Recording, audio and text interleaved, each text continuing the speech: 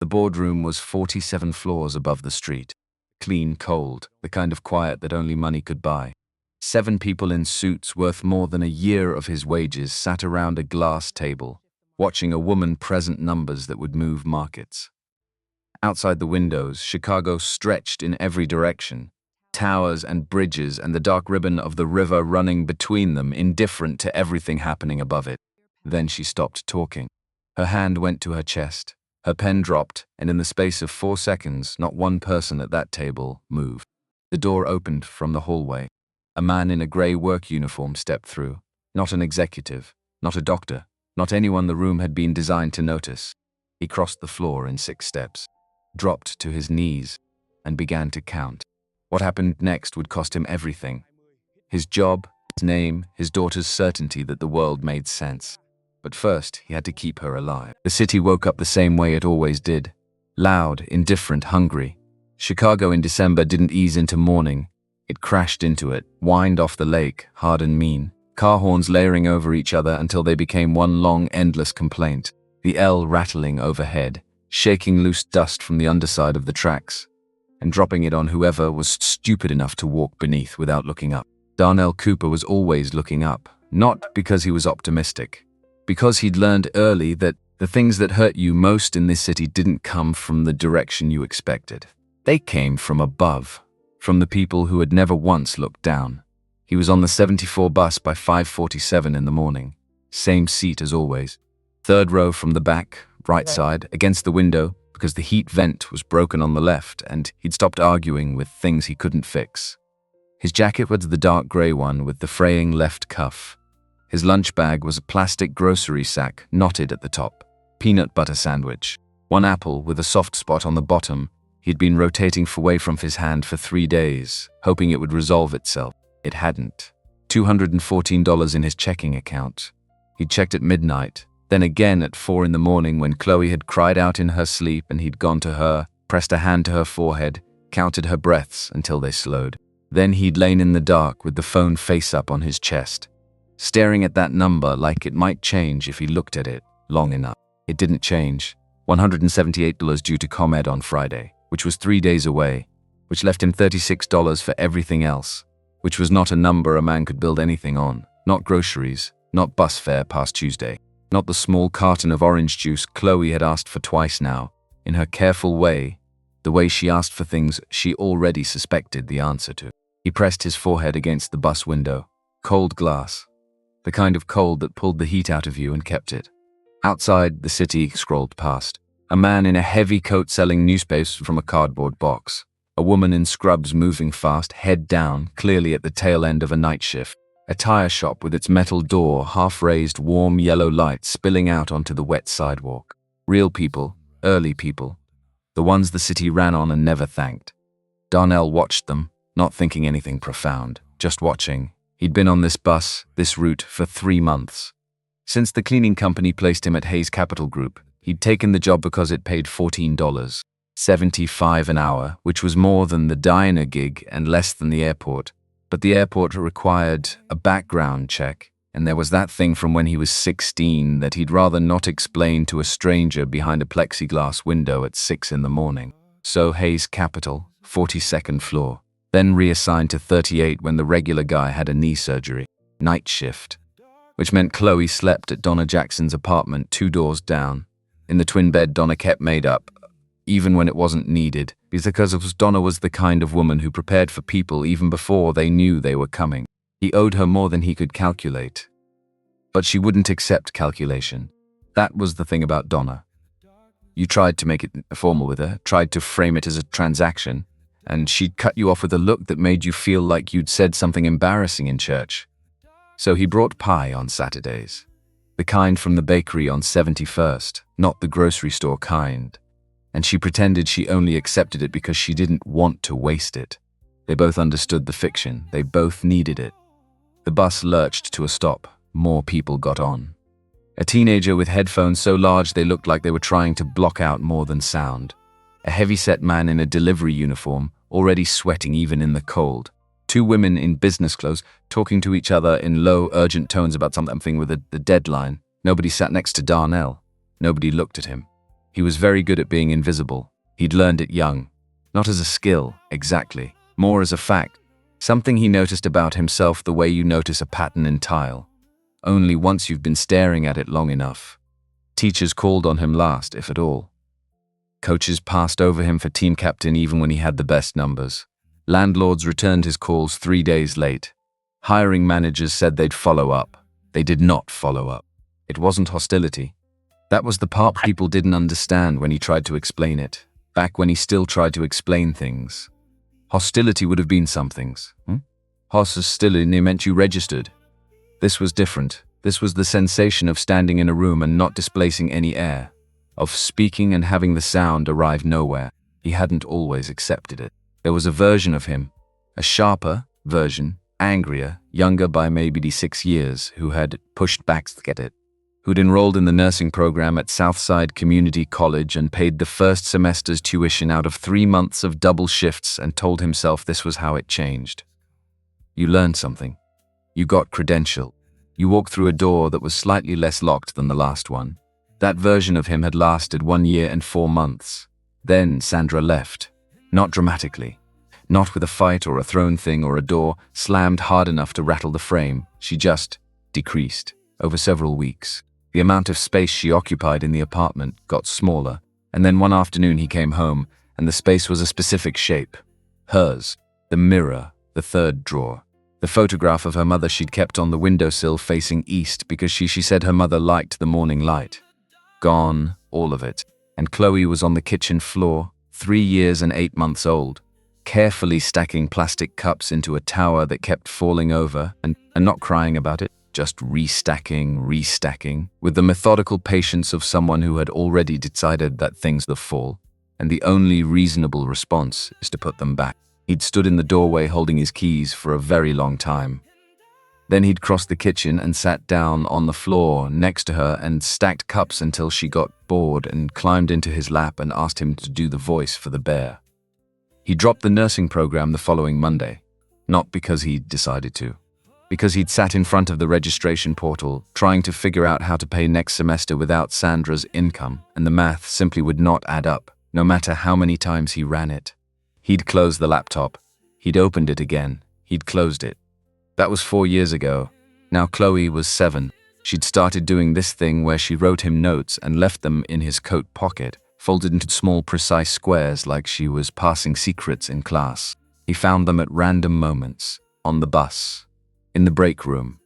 Once, memorably, in the middle of a shift when he reached into his jacket for his phone, and pulled out instead a folded piece of wide-ruled paper that said, "You are the best at everything, even cooking, even though sometimes it is a little burnt." He'd had to step into the supply closet for a moment after that one. He pressed his forehead harder against the window. The bus was crossing into the loop now.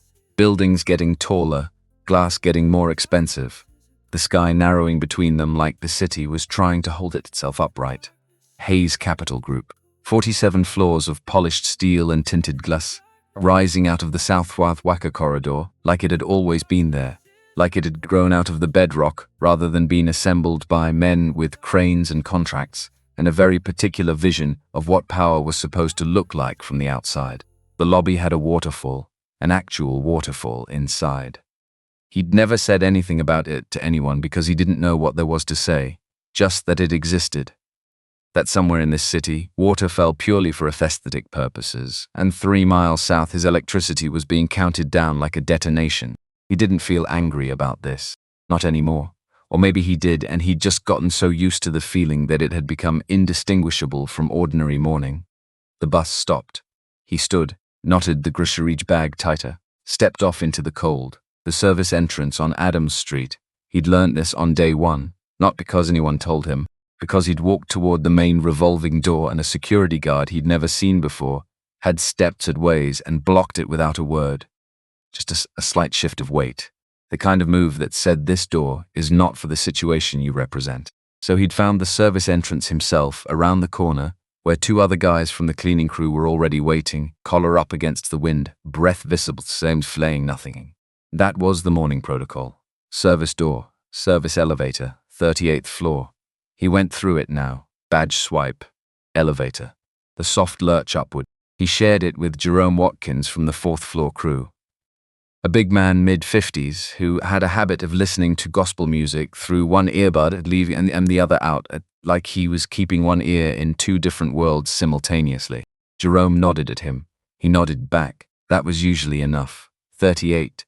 The floor was still in that between state when he arrived. Not quite end of day for the people who stayed late. Not yet fully cleared out. A few offices still glowing. The kind of light that meant someone was trying to finish something before tomorrow, but they were already behind on. Darnell got his cart from the supply closet. Mop, bucket, squeegee for the windows near the elevator banks. He moved through the floor the way he always did. Steady. Quiet, starting from the far end and working toward the center, so nothing he'd cleaned would get walked through before he finished. He was on the east side, near the large corner offices, when he heard it. Not words. Just. The particular way sound changed when something was happening that wasn't supposed to be happening. 3 offices down, through the glass wall of the big conference room, he could see a cluster of people. 12, maybe more, and at the front of the room, he almost kept moving. He'd learned early that looking at things on this floor that didn't involve him was a faster way to get a comment on his performance review than anything he might actually do wrong. So he trained himself not to look, not at the private meetings behind glass, not at the hushed conversations in hallways, not at the numbers on screens when executives walked past with their laptops open and apparently didn't register that other human beings had functional eyes. But something made him slow. He wasn't sure what it was. A change in the quality of the sound, maybe. The way the noise inside the conference room shifted from busy to wrong. The difference between a room full of people talking over each other and a room full of people suddenly not talking at all. He stopped. His cart, he looked. Catherine Hill was standing at the head of the long glass table. He'd seen her before, the way you see someone who occupies a space you're responsible for. Abstractly, peripherally, the way you know a room has furniture without cataloging every piece.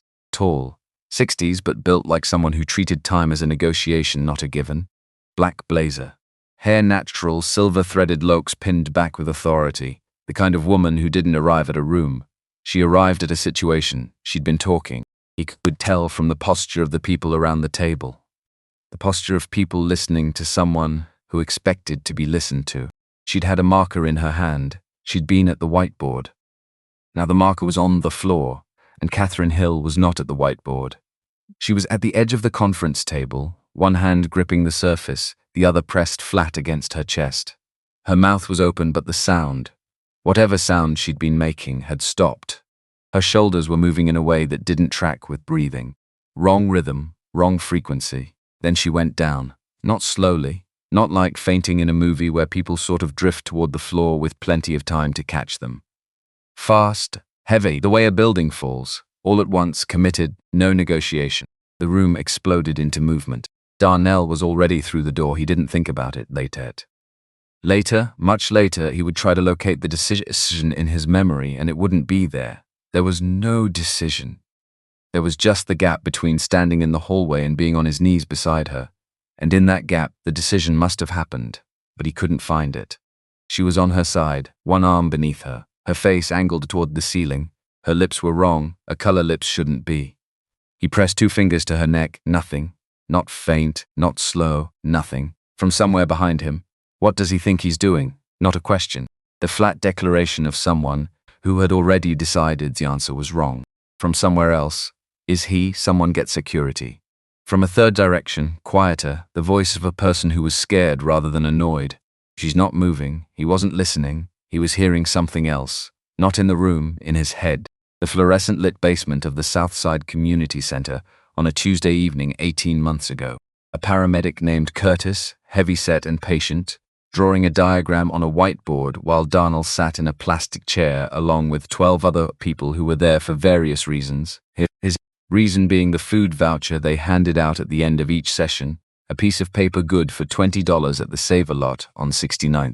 If they're not breathing and there's no pulse, Curtis had said, you are their lungs. You are their heart, that's all. That's everything, start there. He tilted her head back, pinched her nose. He gave her 2 breaths, slow and full, watching her chest rise and fall to confirm air was moving.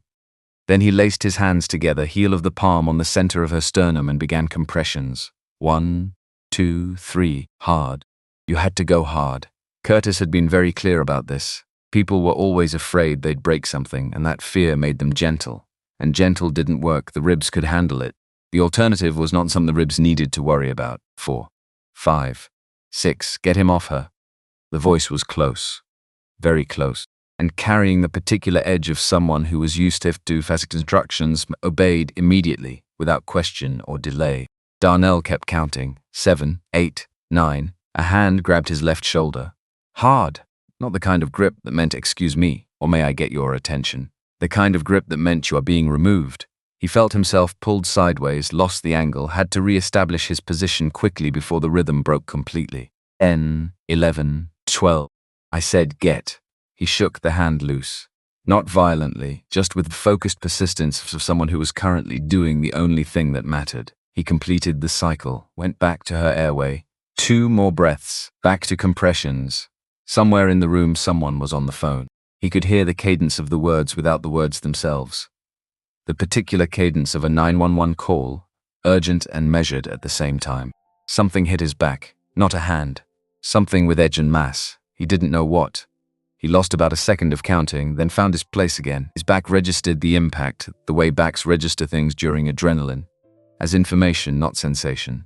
The sensation would come later. 13, 14, 15. He kept his eyes on Catherine Hill's face. The grey in her lips, the absolute stillness of her. He'd read once. In what context he couldn't remember, maybe see something on his phone at 2 in the morning when he couldn't sleep. That the longest 6 minutes of anyone's life was the window between cardiac arrest and brain damage, and he'd filed that away without knowing why. And now here was the why, and he was somewhere in minute 2 and the math was not comfortable. You have no right to be in this room. The voice again. Different person this time. Female. Professional. The voice of someone who managed things, who contained things, who was very uncomfortable with things being unmanaged and uncontained. This is someone call building security right now, not 911, call 20, 21, 22. Come on. The thought arrived without ceremony. Not a prayer exactly, not to anyone specific. Just a direction, an instruction to whatever was still possible and later, don't. 27, 28, 2 more breaths. The room had gotten louder, which was strange. Usually crisis made people quieter, made them retreat toward doorways and watch. But this room was building in volume, people talking over each other, someone crying, someone issuing directives that nobody was following because nobody knew what directives applied. 29. 30, he was on the 3rd cycle when it happened. Her chest jerked, a single violent contraction, like something had yanked a cord from the inside. Then she coughed, deep, rattling, a sound like water moving through a pipe that had been dry too long. Then she pulled air in, a full breath, audible, the sound of a person, remembering that breathing was a thing they did. Her eyelids moved. Darnell sat back on his heels. His arms were burning. His back was sending him information he wasn't ready to process. His hands were shaking. He only noticed because he held them up slightly and watched them shake, and thought, oh, yeah, okay. His chest was doing something that felt like the aftermath of running very fast for a long time, even though he'd been still, even though he'd been kneeling on industrial carpet for what was probably under 3 minutes, and felt like a geological era. But she was breathing. He watched her breathe, once, twice, a 3rd time, slow but real. The room swarmed forward now. The same people who had been frozen, who had stood with their expensive watches and their full lungs and their working hearts and done absolutely nothing. They surged toward her now, calling her name, reaching for her hand. The choreography of concern that arrives exactly when concern is no longer the thing that's needed. The paramedics came through the door at a run. 2 of them. A 3rd behind with the stretcher. They moved with the controlled efficiency of people who had done this before and would do it again, and didn't need the room to make sense to them. Only the patient. They took over without ceremony. One of them crouched where Darnell had been, took her pulse, looked at her pupils, spoke to her in the steady voice of someone whose job was to be the calmest person in any given room. The other one turned. Who started CPR? Darnell was still on his knees. He looked up. His voice came out lower than expected, rougher like it had also been running. I did. He didn't get to say anything more, because a hand closed on his arm, not urgent, not violent, but with the finality of a gate closing. and he was being steered upright, away from Catherine Hill, away from the paramedics, toward the edge of the room where a man he did not know by name but had seen before. Many times, in the way you see people that you're not supposed to make eye contact with, was standing with his arms into an expression that communicated and communicated a great deal of fade saying any of it out loud. Jeffrey Lewis, 50s, silver at his temples, the kind of silver that had been managed and shaped into something that read as distinguished rather than aging. The badge on his lapel said CFO. He had the bearing of a man who had arrived at authority through patience and strategy rather than accident, which made him more dangerous than the kind who inherited it, because he knew exactly how much he'd spent to get where he was, and was very protective of the return. He looked at Darnell the way you look at something that has appeared somewhere it shouldn't be. Not with anger, exactly. Something colder than anger. Calculation. Your name, he said, not asked, said. Darnell Cooper. He stood up straight. His back was beginning to make itself known. I'm on the cleaning crew. 38th floor. Jeffrey Lewis looked at him for 3 long seconds. Then he looked at 2 people nearby. An exchange of something communicated without words, the shorthand of people who worked closely enough together to have a private language. And he looked back at Darnell. Wait here. He waited for 41 minutes. He knew this because he watched the clock on the far wall of the conference room, which he saw through the glass from the hallway where they'd placed him. Not asked him to stand, placed him, the way you place a piece of furniture. He watched the minute hand because he had nothing else to watch, and because watching it gave him something to do with his eyes that wasn't staring at her hands, which were still trembling slightly, and had begun to bother him more than the trembling warranted. The paramedics took Catherine Hill out on the stretcher at approximately 8:40. She was conscious. She was speaking. He couldn't hear what she said, but he could see her moving her lips, see a paramedic nodding, see the controlled but unmistakable motion of a person who was going to be okay.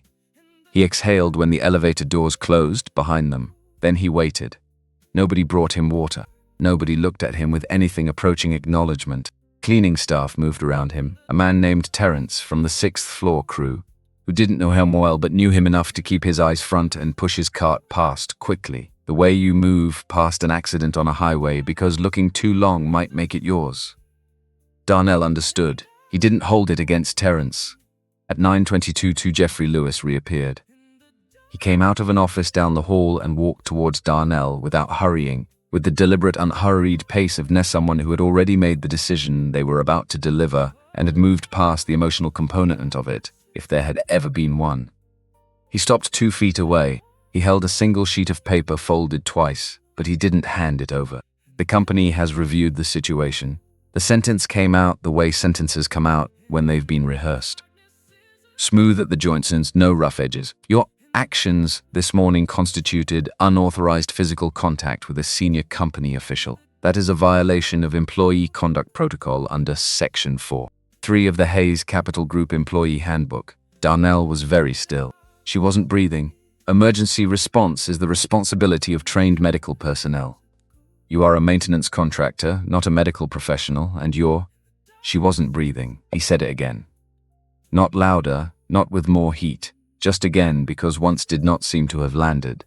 Jeffrey Lewis handed him the folded paper. Human Resources will process your final payment and mail your last check to the address on file. You'll need to return your access badge before you leave the building. Darnell looked at the paper. He didn't open it. He knew what was in it. He could feel the shape of it through the fold, the specific density of a decision that had already been made. Before he was brought out into this hallway, before Jeffrey Lewis had walked over with his rehearsed sentences and his untouched expression. I saved her life. The words came out quieter than he intended. That determination is for medical personnel too. I was there. I checked her pulse. There was no pulse. I performed CPR and she started breathing again. That is what happened in that room. That is what I did. Jeffrey Lewis looked at him. For a moment, one moment, brief enough that Darnell almost missed it. Something moved across his face that might have been something human. It was gone before he could identify it. Return your badge to the security desk on the 1st floor. The service entrance on Adams, not the main lobby. Have a good morning. He walked back down the hall. He did not look back. Darnell stood holding the folded paper. The clock on the conference room wall said 9:24. He thought about Chloe, asleep at Donna's. In the twin bed with the yellow blanket she'd claimed as hers after the second time she'd slept there, the gentle claiming of a child who was learning, carefully, which things in the world she was allowed to hold on to.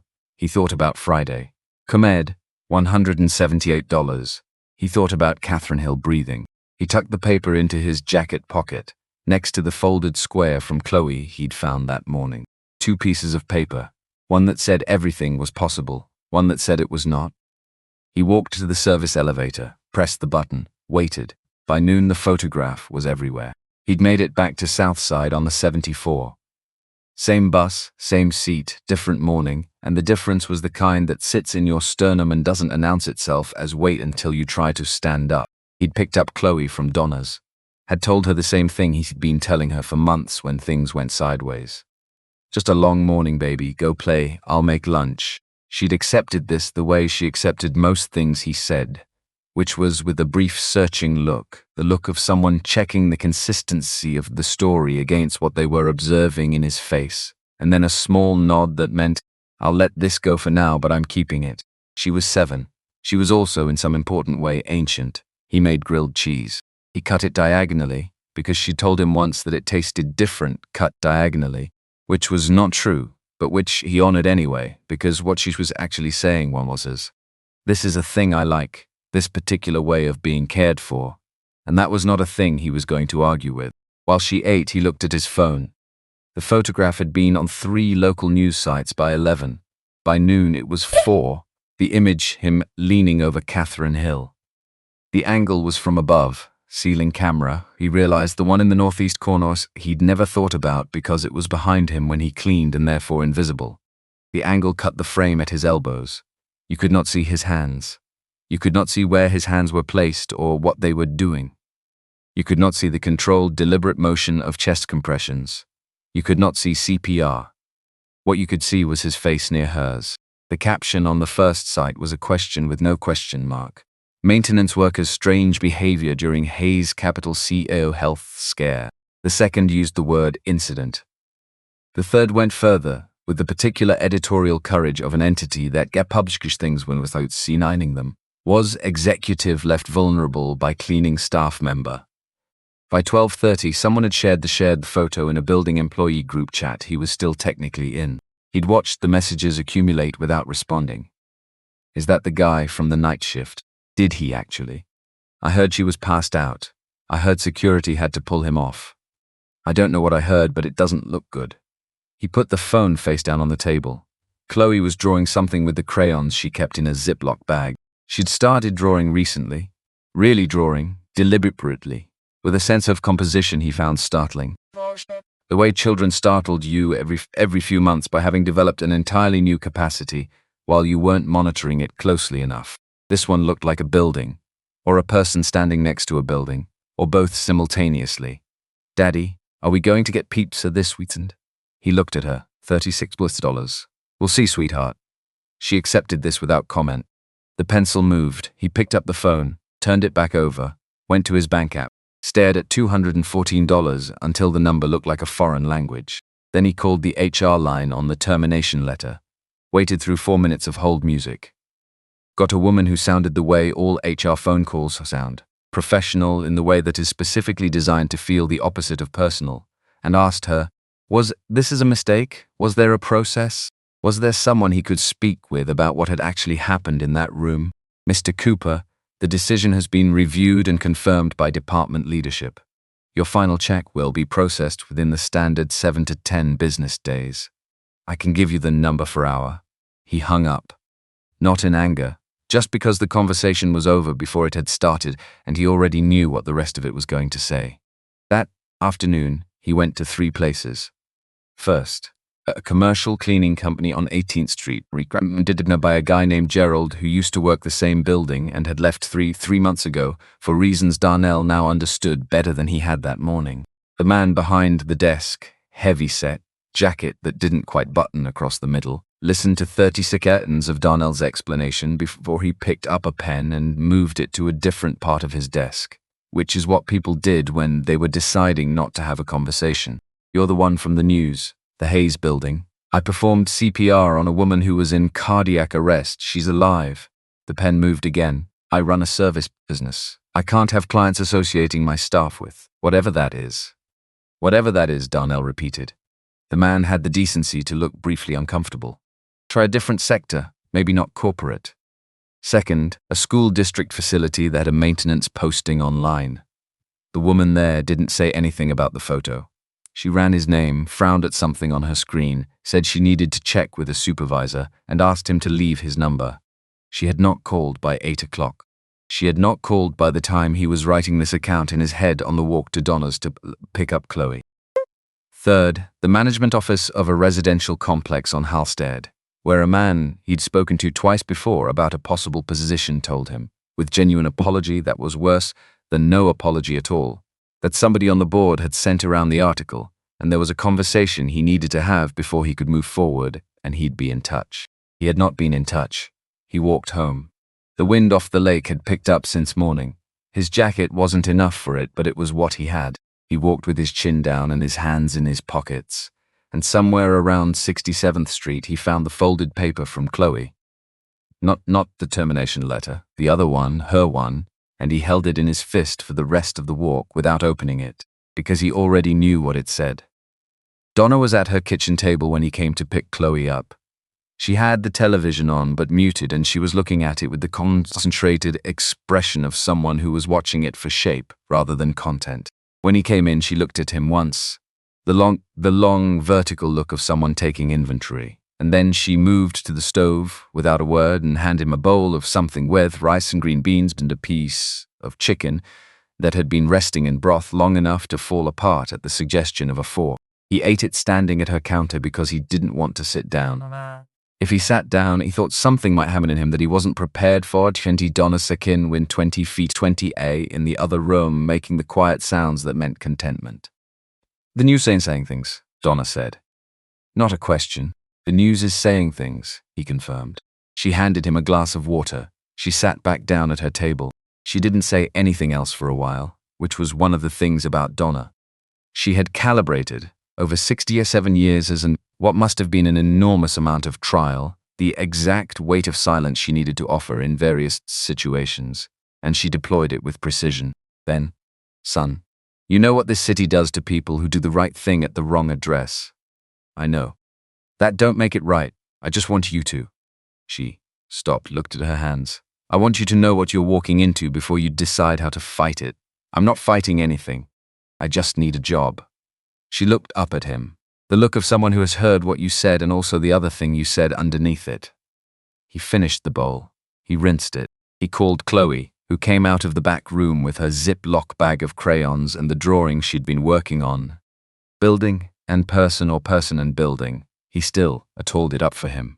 And she tall glass tower, and in front of it a small figure with his hands out, and above the figure, in Chloe's careful but still uneven handwriting, 3 words that she apparently felt explained the image sufficiently. Daddy is hero, not a hero, just hero. Like it was a category of thing, singular. Like there was only one and she'd already located it and didn't feel the need to be imprecise about the address. He stood in Donna's doorway holding the drawing. Daddy is hero, he folded it, put it in the left pocket of his jacket, the one without the fraying cuff. The termination letter was in the right pocket. He thought about taking the termination letter out and leaving it on Donna's table, as if the drawer were the one that determined where you ended up. But that was the kind of logic that sounded good in exhaustion and was nothing in the morning. He carried both. 3 days later, the $36 was $11. There had been bread and milk, and 1 can of soup in between, and bus fare that had taken more than he'd budgeted, because he'd had to go further for the last job inquiry, the one out near Oak Park, which had been a dead end like the rest, but had at least cost him $3 in additional transit. He hadn't slept well. The back, the place where something had hit him in the conference room, an impact he'd filed away during adrenaline, and which had now had 3 Ds to come feel articulate, woke him twice a night with a low, persistent throb that he'd been managing with ibuprofen until the ibuprofen ran out. He hadn't replaced it. On the morning of the 4th day, he woke before the alarm and lay still in the dark and tried to do the thing he usually did, which was to organize the problem, to itemize it. To find the first step that was actually actionable, not just theoretically actionable, and to take it. He couldn't find one. He lay there for a while. The heater in the corner made the sound it made, a low intermittent complaint, like it was doing this under protest and wanted the record to reflect it. Outside, someone's car wouldn't start. The starter grinding 3 times, 4 times, then silence, then the decision to give up. He got up, drank water, came back, lay down. He was still there at 8 when Chloe came in and sat on the edge of the mattress next to him and put her hand on his forehead. The way he put his hand on her forehead when she was sick, the gesture migrating from its source to its echo. "Daddy, you have a fever." He didn't argue. He probably did. He'd been cold since yesterday, even with the heat on. The cold that was coming from inside rather than outside, which was a different kind of cold and harder to address. "I'm okay, baby. You said that yesterday. I'm okay, baby." She looked at him for a moment with her ancient 7-year-old eyes, the eyes of someone who had been cataloguing the consistency of the statements he made against the evidence available to her, and was beginning to update her priors. Then she went to the kitchen and came back with a glass of water and a wet dish towel folded it into a rough rectangle, and she placed the towel on his forehead with the precise care of someone performing a procedure they'd seen performed on them. He closed his eyes. Daddy is hero. He thought, without meaning to, about the moment her chest had jerked back to life under his hands, the sound she'd made. The way air had moved back into a person who had briefly been a person without air, and the sound that made and the way his own breathing had shifted in response, like his lungs had remembered they were allowed to do their job. He thought about how nobody had thanked him, not the paramedic who had taken over, not the executives who had gone back to their offices, not the security guard who had escorted him to the service elevator, not the HR representative who had delivered the news his termination and with the detached professionalism of someone mailing a form. He'd saved a person's life, and the paperwork that resulted was a termination notice. He thought about Curtis, patient and sat at us in the fluorescent-lit basement of the community center, explaining compressions to a room full of people who were there for the voucher. And how Curtis had taught the cemetery thoroughness had taught the technique with the same thoroughness regardless of whether the person is in front of him in a hospital or never use it at all. And how Darnell had paid attention not because he thought he'd ever need it, but because he respected the teaching. Because someone was offering him something useful and free, and he wasn't the kind of person who refused useful and free things out of pride. That Tuesday evening had cost him 2 hours and a bus ride. It had purchased Catherine Hill's life. And somewhere across the city, in a room he'd never see, with light he'd never stood in, with the particular quality of silence that came from being very far above the street and very far from consequences, she was recovering, getting better, being taken care of by people who were paid to take care of her, surrounded by things that existed to comfort her, being returned to a life he could not imagine from any angle he possessed. She didn't know his name. She didn't know it was him. She didn't know there was a him, and maybe that was fine. Maybe the act was the thing, and the recognition was not required, and he was the kind of man who could hold that and be okay with it. He wanted to be that kind of man. He wasn't sure, lying in the dark with his daughter's wet dish towel on his forehead and $11 in his checking account, and a back that wouldn't let him forget what had happened. He wasn't sure he quite was. Not tonight. Not yet. Across the city, 47 floors above Wacker Drive, in a room that cost more per night than Darnell made in a month, Catherine Hill opened her eyes for the second time. The first time had been in the ambulance. There'd been a face she couldn't place, a voice counting, a sensation of pressure that she'd recognized later as her own ribs coming back to life. This time, hospital ceiling, the specific white of medical authority, a monitor near her left ear steady and undemanding. No family. She thought briefly before she remembered, no family here, not like that. Her husband James had been gone 8 months. Her daughter was in Atlanta and didn't know yet. The room was full of equipment and empty of people. She turned her head, looked at the chair beside the bed. Empty. She looked at the ceiling. She was alive. She tested the feeling, tried to locate it properly. That was not something she had expected to be at some point in the past several hours. So she had the distinct memory of a sound like being underwater, and a voice was arriving through that sound, insisting, not asking, not hoping, insisting. She couldn't place the voice. She pressed the call button. A nurse came, young, efficient, the practiced warmth of someone trained to be warm efficiently. Miss Hill, how are you feeling? I need to know who started CPR. Her voice came out rougher than expected. She cleared it. Before the paramedics, someone started CPR. I need to know who. The nurse looked at the monitor, the IV, the things nurses look at. I can check with, I need to know now. She paused. Please, I need to know, Naismeen, please. The nurse nodded, left. Catherine lay still and breathed, just breathed. The way you did when you'd been reminded. In the most direct way available, that breathing was not guaranteed. She thought, someone did that. Someone was there and did that. She thought, I don't know who. She thought, why doesn't anyone tell you who? Outside the window, Chicago was doing Chicago did. Moving, loud, indifferent. The city that ran on the people who kept it going. The ones nobody named, nobody thanked, nobody saw, until something happened, until they did the thing that needed doing, and even then.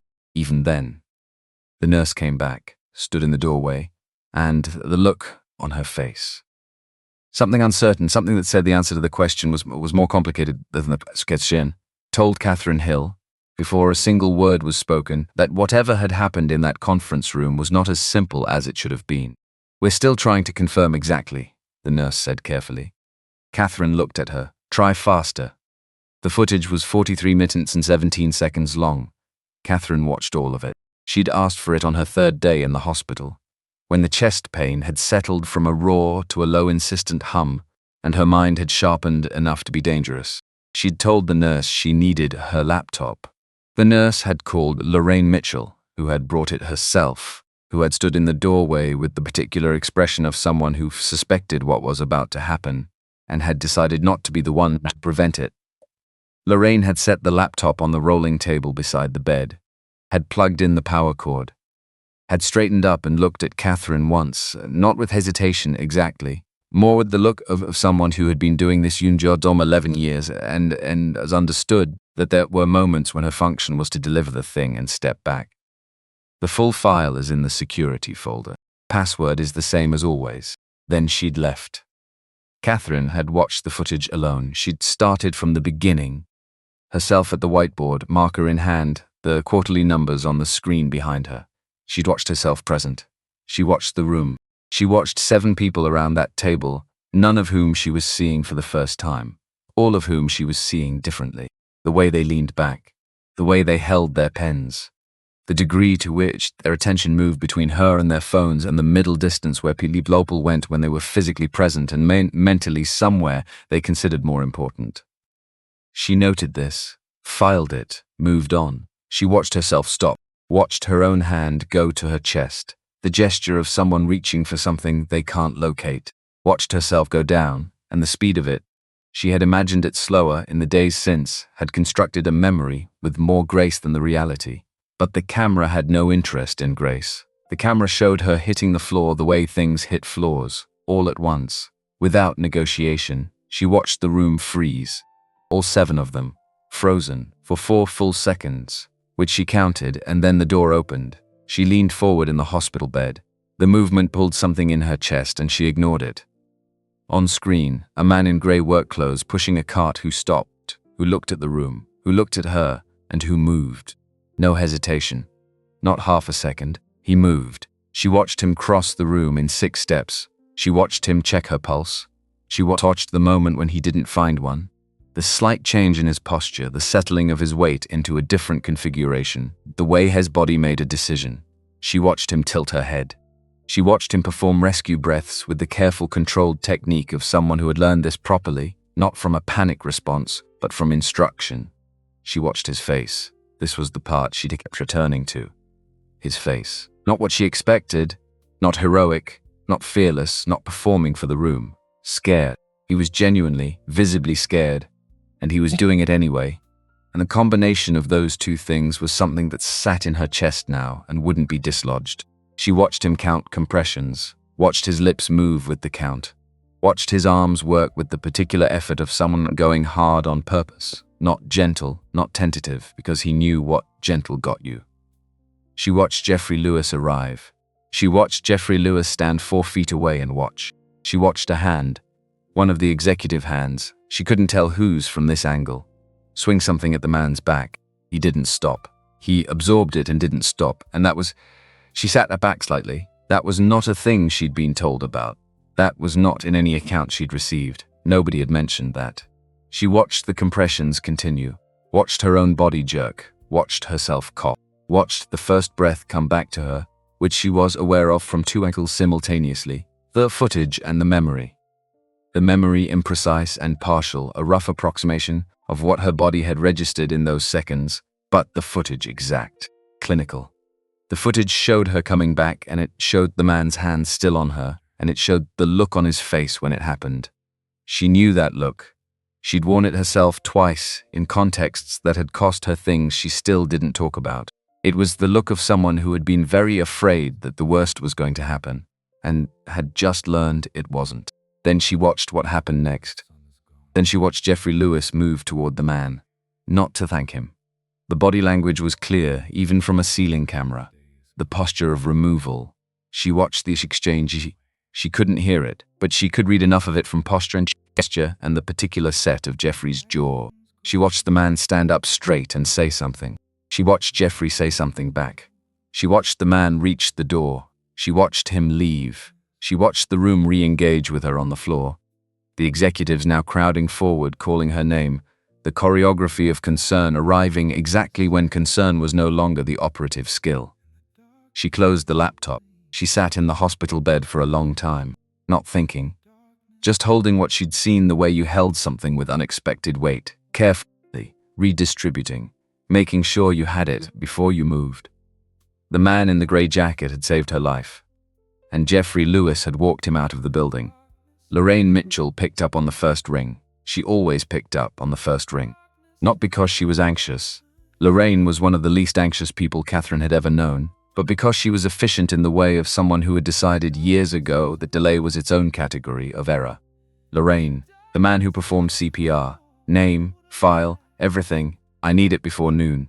A pause, not hesitation, the pause of someone already mentally organizing. You watched the footage, all of it, I'll start now. Another pause, briefer. One thing, Catherine, don't run the request through HR. Catherine was quiet for a moment. Why not? Because I already tried an informal channel this morning before you asked. The file had been flagged. Someone put a note in it before I got there. The word flagged arrived in Catherine's chest with a very specific sensation. Not surprise. Something heavier and colder than surprise. What kind of note? The kind that says, do not release personnel information without department leadership approval. Lorraine's voice was careful, precise. The voice of someone delivering exact information without editorializing, because she trusted the recipient to editorialize accurately on her own. The note was added at 10:47 on the morning of the incident. Catherine looked at the window, Chicago. Found it indifferent and enormous. The incident had occurred at approximately 8:20 in the morning. Someone had flagged that file 2 hours and 27 minutes after it happened. Who authorized the flag? I'm going to find out, but Catherine, don't ask Jeffrey. Catherine said nothing for a moment. She had known Jeffrey Lewis for 9 years. He had been her CFO for 6. She had promoted him herself over 2 other candidates, because he was the sharpest financial mind she'd encountered in that building, and because she had believed at the time that sharp financial minds and aligned values were not mutually exclusive categories. She was revising that belief incrementally with the specificity the footage had provided. Get me the name first, she said. Everything else can wait 20 minutes. His name was Darnell Cooper. Lorraine had it to her by 11:15, which meant she'd found it without going through the flagged channel, which meant she'd found it another way, which was one of the 11 years' worth of things Catherine valued about Lorraine Mitchell. Darnell James Cooper, 34.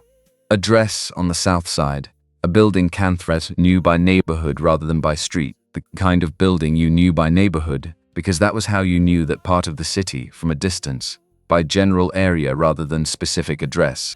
1 year of community nursing coursework at Southside Community College. Incomplete.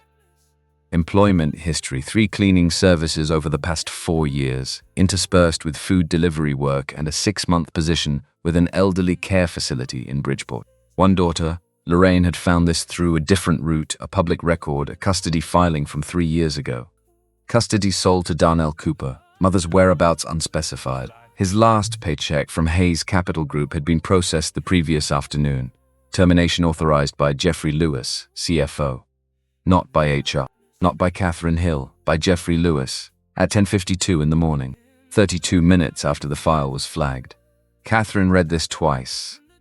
Not because she hadn't understood it the first time, because the second reading confirmed that the first reading was correct and she wanted to be certain before she decided what to do with it. Jeffrey had terminated Darnell Cooper's employment without consulting her, without consulting HR in anything but a rubber stamp capacity, within 2 hours of Darnell Cooper saving her life, on the same morning that she was being loaded into an ambulance, on the same morning that she was unconscious in transit to a hospital, unable to ask questions or give directives or exercise any oversight whatsoever over the decisions being made in her name. She had been out of commission for less than 3 hours, and in those 3 hours, Jeffrey Lewis had flagged us for personnel man file and processed a termination, and Catherine was beginning to understand that the flag and the termination were not administrative reflex. They were something with intention behind them, something that had moved very fast with very specific targets in the window when there was no one in a position to observe the targeting. She called Raymond Hayes, head of building security.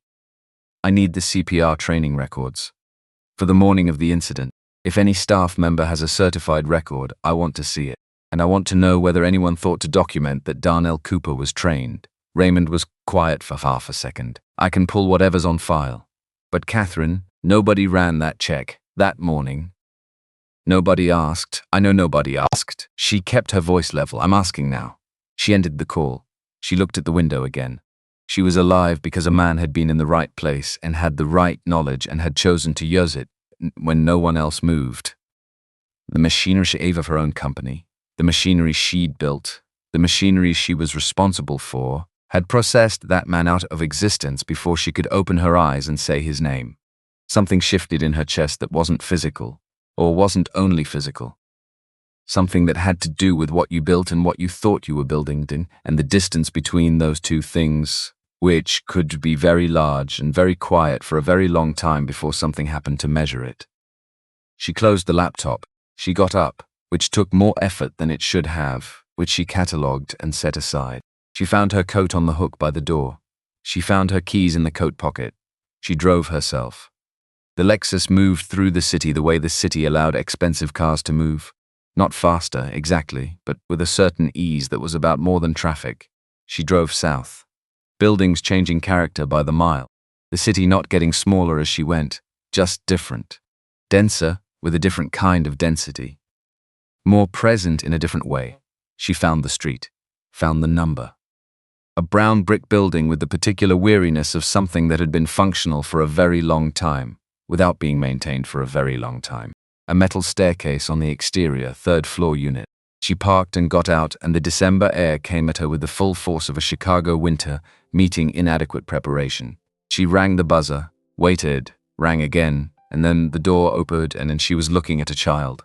7 years old was her first thought. 7, maybe just turned 8. Small for it. Or maybe that was just how she remembered children being, which was smaller than they were in every photograph. The girl had her father's eyes. Not genetically, or not just genetically, but the same quality of look, the look that evaluated and catalogued and decided before it committed to a response. Bar is who? Not impolite, careful. Catherine softened her voice to the register she used when the situation required something other than the register she used for everything else. I'm here to see your father. Does he live here? Daddy's sick! The girl's brow tightened. He won't get up. I made him soup and he said thank you, but he didn't eat it. And I put a cold towel on his head the way he does for me, but I don't think I did it right because he still has a fever. Catherine stood very still. How long has he been like this? The girl considered. Since he lost his job, he said he was tired. He kept saying it wasn't fair, and then he just stopped. She paused. Stopped trying to fix it, I mean. He just lies there and looks at the ceiling. The doorway framed this child and her careful vocabulary and her dish towel still visible in her hand, and the specific weight of what she just described, which was a man who had run out of whatever fuel you ran on when the situation required more than you had left. Catherine put her hand on the doorframe. What's your name? Chloe. Chloe, can I come in? Chloe considered this the same way she'd considered the question about the soup. With assessment. With the look of someone who understood that inviting people in was consequential and couldn't be undone. Then she stepped back. The apartment. Small, warm from a heater that was working too hard. Walls the color of a decision made a long time ago by someone who didn't live here now. A kitchen visible from the door, clean, and the counter holding a pot of something. The soup, she assumed, still in the pot because it hadn't been eaten. A drawing on the kitchen table, half-finished, colored pencils arranged beside it with the precision of someone who didn't have many and took care of the ones they had. And Darnell Cooper. On a mattress in the back corner, the kind of arrangement that in a different century would have had a different name and in this century was called Making It Work. Wrapped in 2 blankets despite the heat. His face. She'd seen it on camera at 31 times the angle of this distance, which meant she'd seen it in 2 dimensions. And this was the first time she was seeing it in 3, was gaunt in a way that spoke of days rather than hours. His breathing was shallow in a way she recognized from a different context, a frightening context. She crossed the room, knelt down beside him. "Darnell," she said it quietly, not to avoid waking him. He wasn't sleeping, he was somewhere between sleeping and something else, but because the room had a register and she was calibrating to it. "My name is Catherine Hill.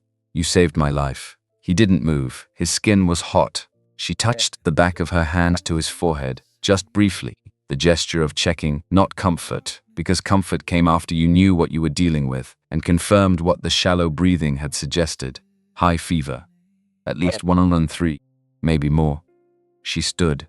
She turned to Chloe, who was standing in the kitchen doorway, holding the dish towel in both hands, watching with the expression of someone who'd been managing this situation alone for several days and was experiencing the complicated sensation of having someone else arrive.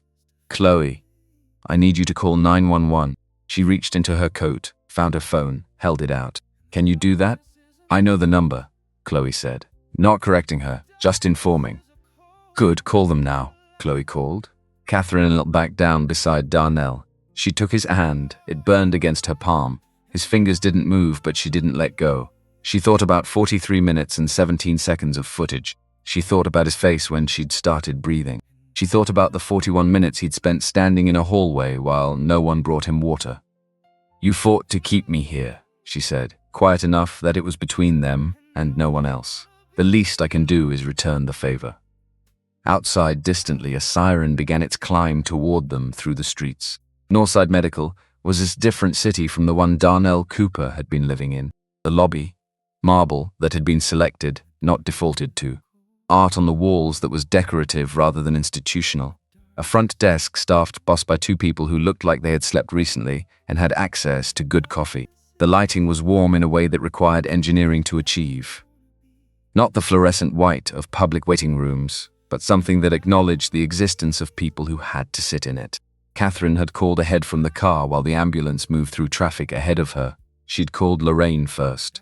"North side. I need a private room. Full workup, cardiac, comprehensive metabolic, and I want Dr. Stephen Taylor if he's on. He's thorough."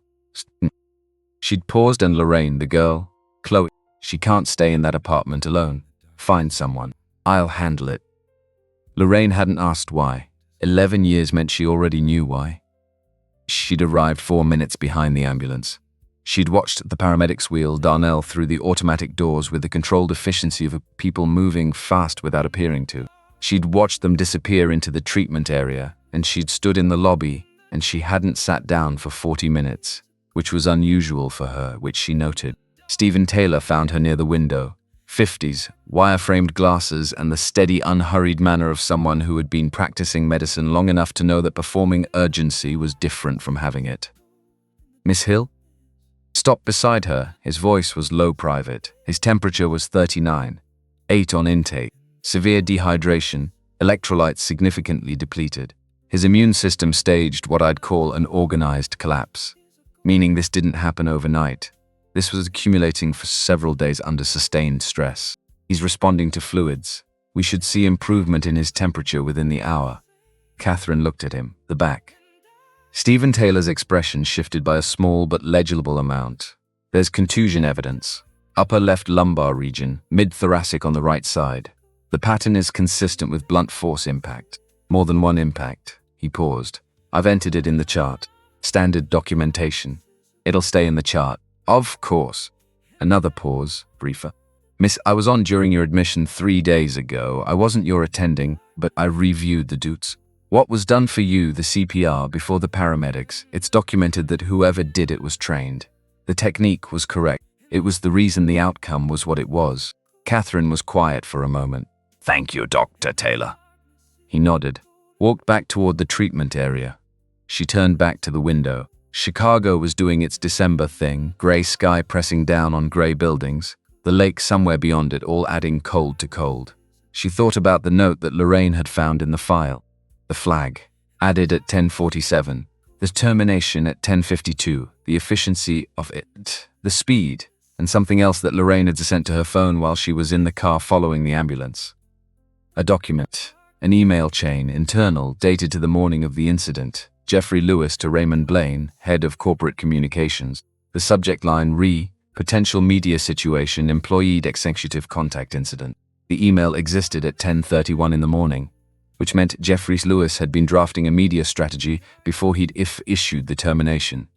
Which meant he'd known, before the paperwork was processed, what story he wanted told.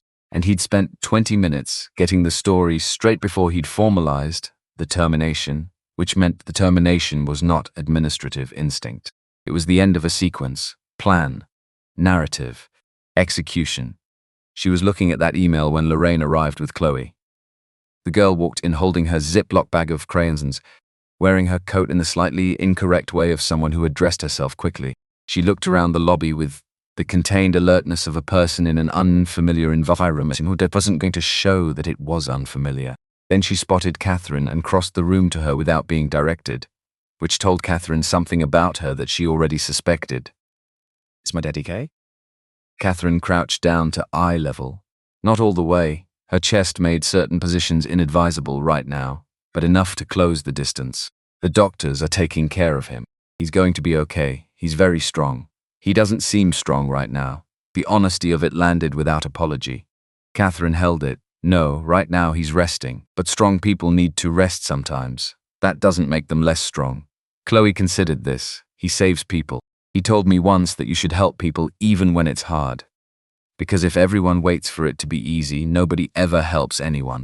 Catherine sat with that sentence for a moment longer than she normally would have sat with a sentence. He's right, she said. He's exactly right.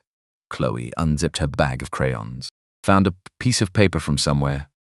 She seemed to have paper folded in her coat pocket, which made Catherine think this was habitual, that she carried the means to make things wherever she went. She sat down on the lobby floor, cross-legged, and began to draw. Catherine watched her for a moment. Then she sat in the chair nearest to her and opened her phone and called Jeffrey Lewis. He picked up on the 4th ring. In 9 years, Jeffrey Lewis had never let her wait past the 2nd ring. The 4 rings were information. Catherine. His voice had the quality of someone who had been expecting this call and had spent time preparing for it, which was not the same as being ready for it.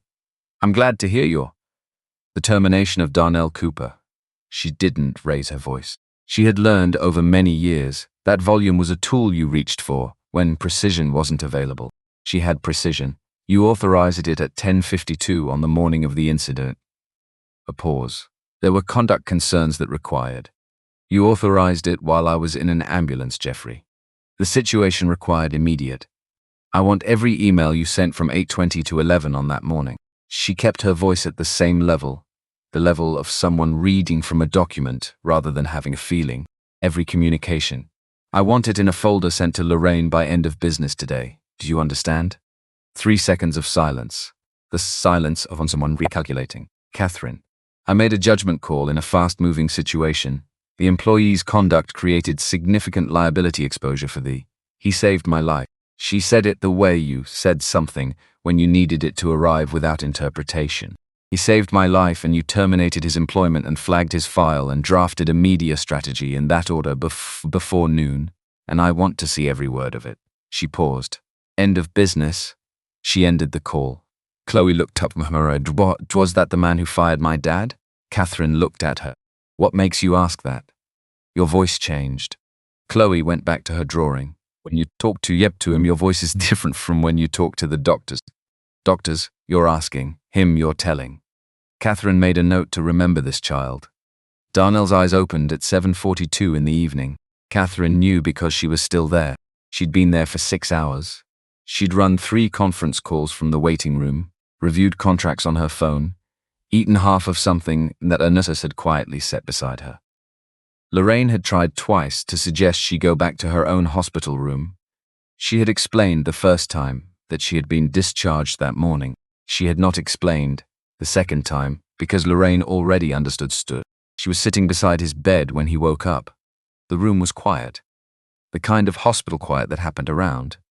8 in the evening, the shift change passed, the visiting hours winding down, the building settling into its overnight register. Chloe had been moved to a small room down the hall where a cot had been set up, and she'd gone without argument once Catherine had confirmed she could hear her father's monitors from there. He blinked at the ceiling, then he turned his head. She watched the moment when he recognized her. Not a clean moment, it moved through several stages. Confusion, recalibration. Something that might have been disbelief. You're in the hospital. His voice was rough from disuse and dehydration, like something dragged across gravel. What hospital? The same one. Northside Medical. You were discharged. I was. She paused. I came back. He looked at the ceiling, the IV in his arm, the monitor near his shoulder. He catalogued all of this with the quiet efficiency of someone who dealt with situations by first accounting for what was present. I watched the footage. Her voice was steady. All 43 minutes. Every second. He closed his eyes. Not in pain, exactly. In the way people closed their eyes when they needed a moment to decide whether they were going to speak. They said, I assaulted you. The words came out flat. Not defensive. Just the shape of something he was still carrying the weight of. They lied. She kept the words clean. No excess. And I let them because I was unconscious, and then I was in a hospital room, and by the time I could ask questions, the story had already been told. She paused. That is something I am responsible for, even if I didn't author the lie. He opened his eyes again. Looked at her directly, the first time since he'd woken. The look from the footage, evaluating, deciding, not committing until it had enough data. Why are you here? Because watching someone fight to keep you breathing changes something, she said. I don't have a more sophisticated reason than that. I watched your face when my chest started moving again.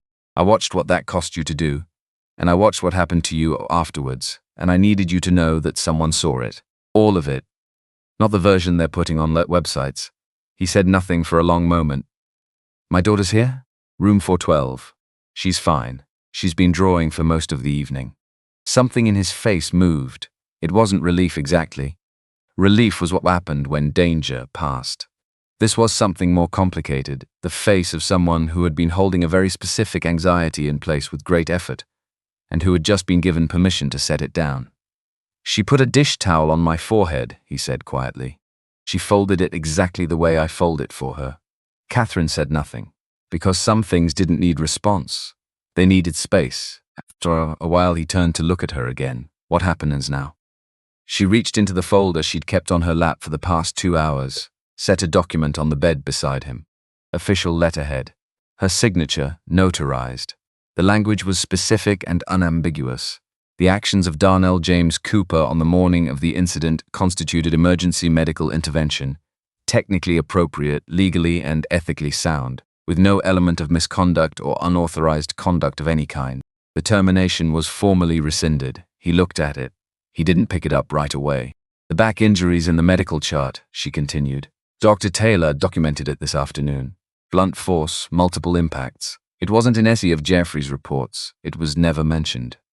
She paused. It will be mentioned now. He reached out and picked up document. He read it slowly, all of it. She watched him read and didn't feel the silence, because since silence was serving a function and she'd learned not to interrupt things that were serving a function. When he finished, he set it down. He looked at the ceiling. Why didn't anyone else move? It wasn't accusatory. It was the tone of someone who had been asking themselves a question for days and was finally saying it out loud to another person, not because they needed an answer, but because naming it was different from holding it. 7 people in that room. Not one of them moved. Catherine was quiet for a moment. I've been thinking about that. She paused. I think they were waiting for someone to tell them what to do, and no one did. And you didn't wait to be told. He was silent. That's not nothing, she said. That's actually the whole thing. He looked at her. There's more you're not saying. The directness of it caught her slightly off guard, which almost never happened. Yes. Say it. She took a breath. I want to offer you a position, not in maintenance. A new department I've been planning. Employee welfare, real welfare. The kind that addresses actual material conditions rather than gym memberships and fruit baskets. I want someone to run it who understands the system from the inside. From the bottom of it. She paused. I think that's you. He looked at her for a long time. I'm a janitor, not defensive, not self-deprecating. Just the statement of a fact offered to see how it landed. You're the only person in that building who knew how to save life and did it without being asked. She kept her voice level. Credence are for people who haven't demonstrated the thing directly. You've demonstrated it. He didn't answer immediately. She'd expected that.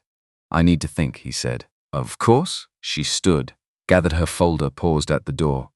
Darnell. She turned slightly.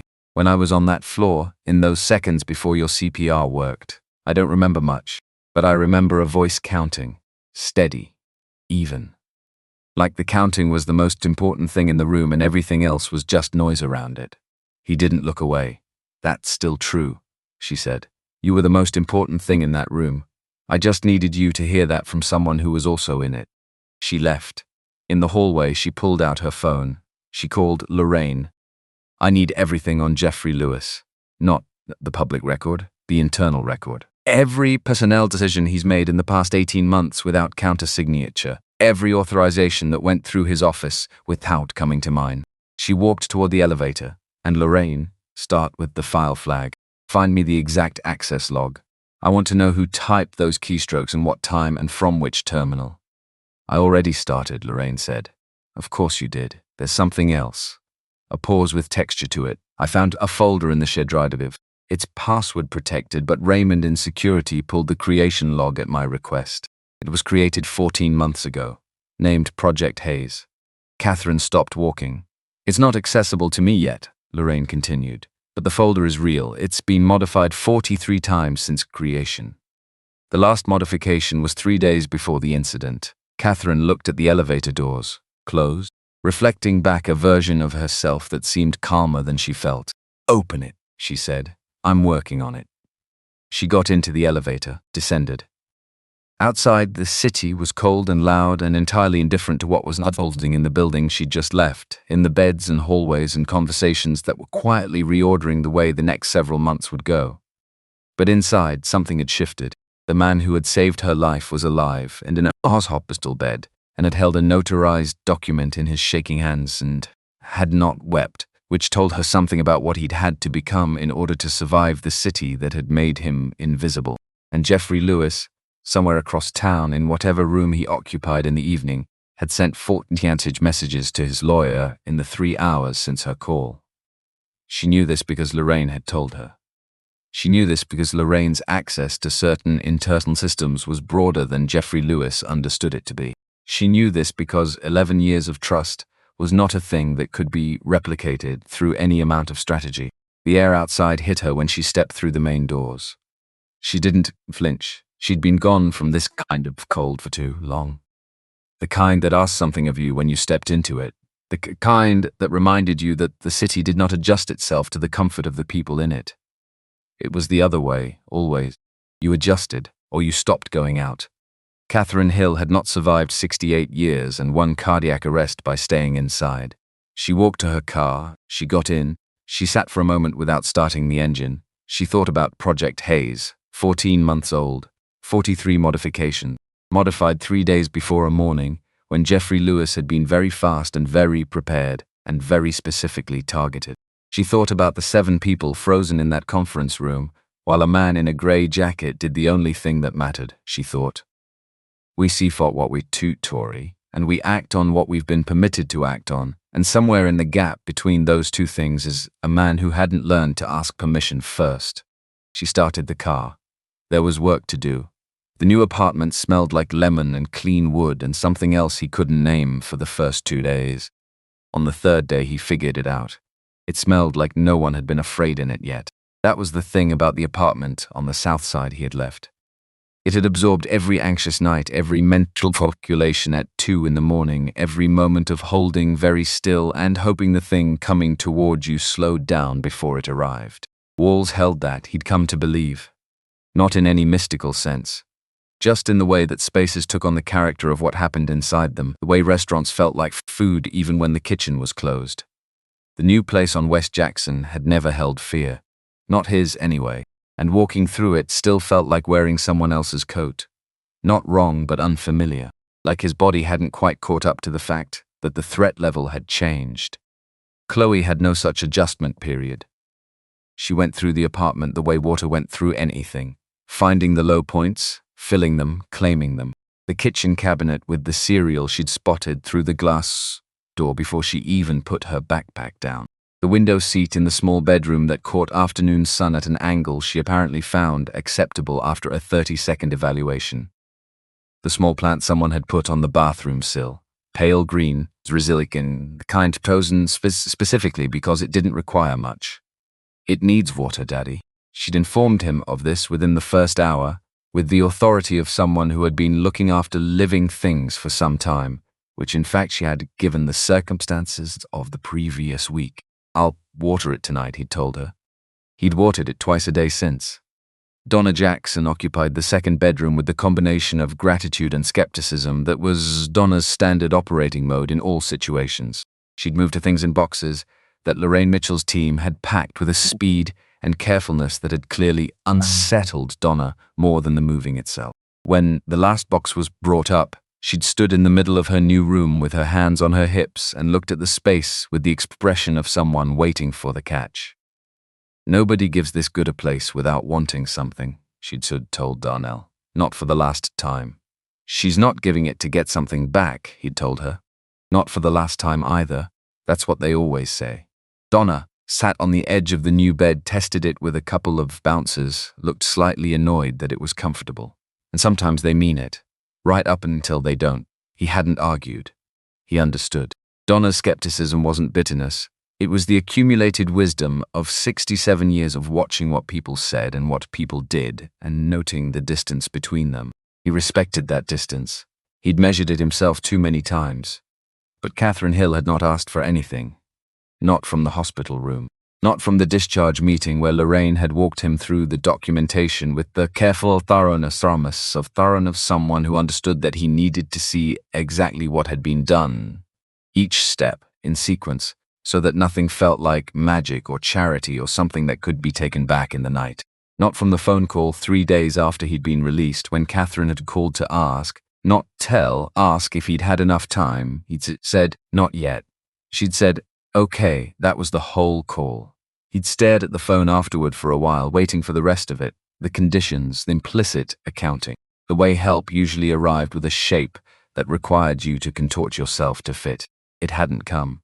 He picked up the offer letter she'd sent through Lorraine. Read it again for the 4th time. Director of Employee Welfare Initiative, Hayes Capital Group. The salary was a number that looked like a typo the first time he'd read it, which meant he'd read it 3 more times confirming it wasn't. Then he set it down, picked up his notebook, went back to the list he'd been building for 6 days. The list had started in the hospital. He'd asked a nurse for paper at 11 in the morning on his 2nd day, when his fever had broken and his mind had come back online with the particular hunger of something that had been forced to go dormant and was now making up for it. She'd brought him a yellow legal pad, which turned out to be exactly right. He wrote. He wrote for 4 hours the first day. The things he knew, the things nobody above a certain floor of any given building understood about what it actually felt like to be below it. The gap between the policies in the employee handbook and the lived reality of what happened when you tried to use them. The informal systems, who you actually talked to when you needed something, which channels actually worked, which ones were designed to feel like they worked while rooting you away from anyone with the power to act.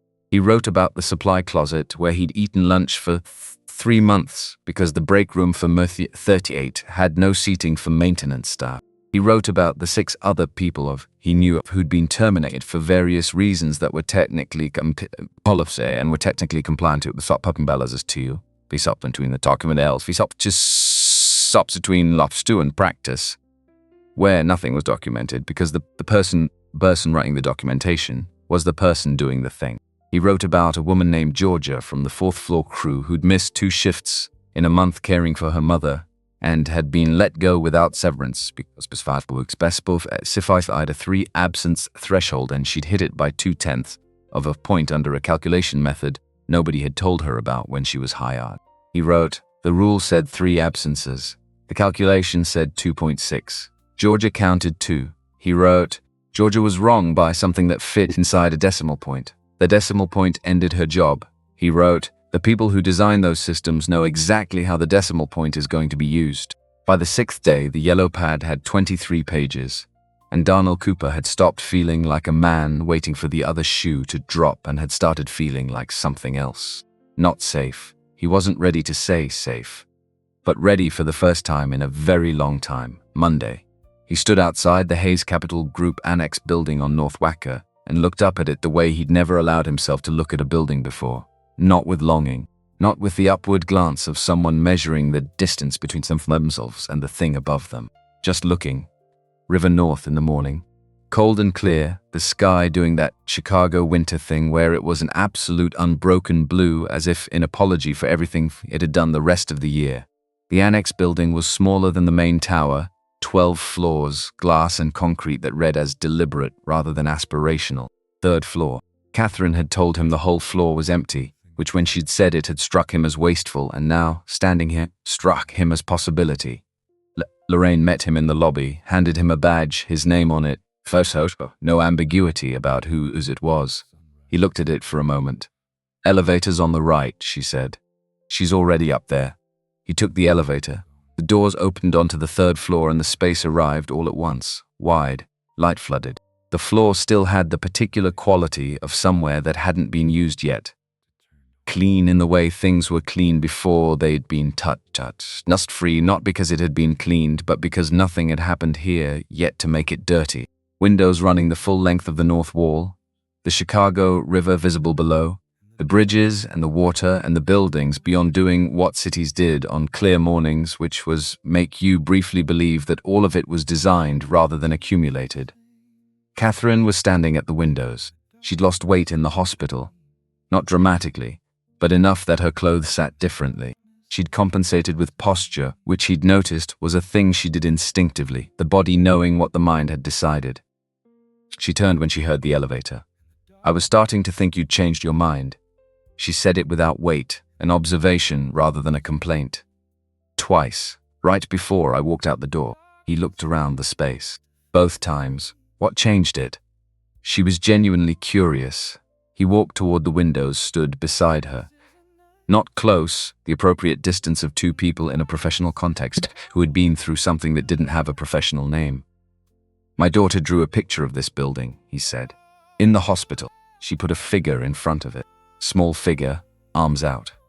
He paused. I asked her what the figure was doing. She said, going in. Catherine was quiet, so I figured I'd go in. She held out a notebook, not a company notebook, just a plain one, the kind you bought at a drugstore, and a pen. Then show me what you'd do with it. He took the notebook. He walked the floor. He was aware of her watching, and he set the awareness to because it wasn't useful. He moved through the space the way he'd moved through every floor he'd ever cleaned. Methodically, from the far end toward the center, accounting for the whole before committing to any part. Then he sat down on the floor, because it was what made sense. Because you saw a space differently from the floor than you saw it from standing in it. And he'd spent enough time on floors to trust that differential. He opened the notebook. He wrote for 20 minutes while Catherine sat in the one chair that had been brought up near the window and said nothing, which he was increasingly understanding was one of her more deliberate capabilities. He'd built the list from his 23 pages, the condensed version. The version that had been through 6 days of editing and prioritization, the version where he'd cut everything that was about his own experience specifically and kept only what would apply to the next person and the person after that. Emergency fund, not a loan program with a 12-step application and a committee review. An actual fund with a 48-hour turnaround that assumed people telling the truth about their situations were telling the truth. Physical space for night shift workers. A room with chairs that were built for sitting in rather than for discouraging extended occupation, with enough light to read by, with a door that closed, a reporting channel that went sideways rather than up, not to HR, not to a supervisor who had their own relationship with the supervisor above them. A channel that went to someone with authority who had no stake in the situation being reported.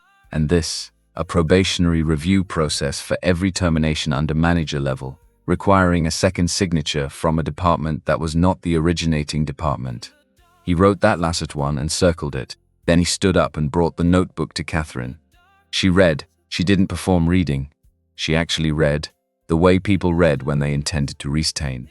He stood and watched the river and waited. The sideways reporting channel, she said after a while. You know that's going to create resistance from every middle manager in the building.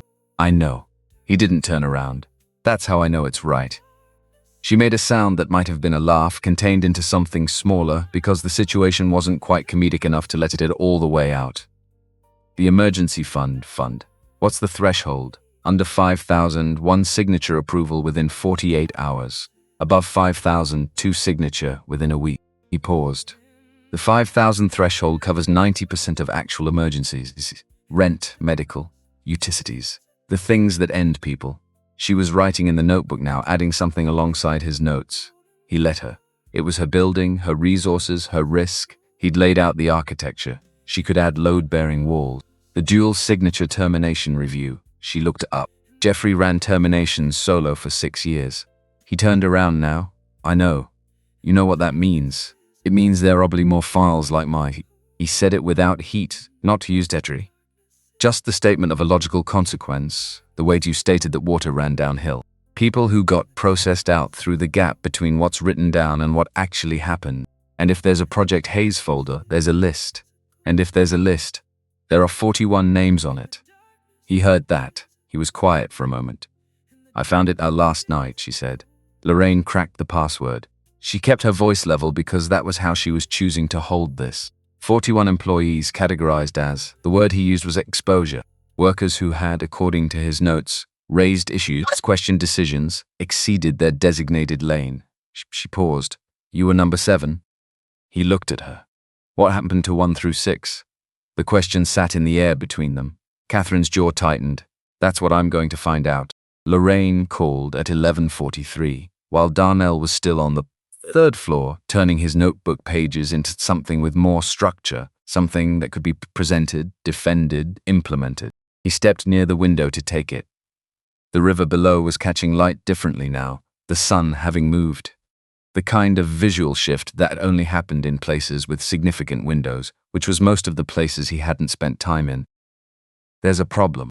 Lorraine's voice was the voice she used when the problem was real as opposed to logistical. He'd learned the difference in the past week. She had 2 registers for problems, and this was the worst one. Someone leaked your juvenile record.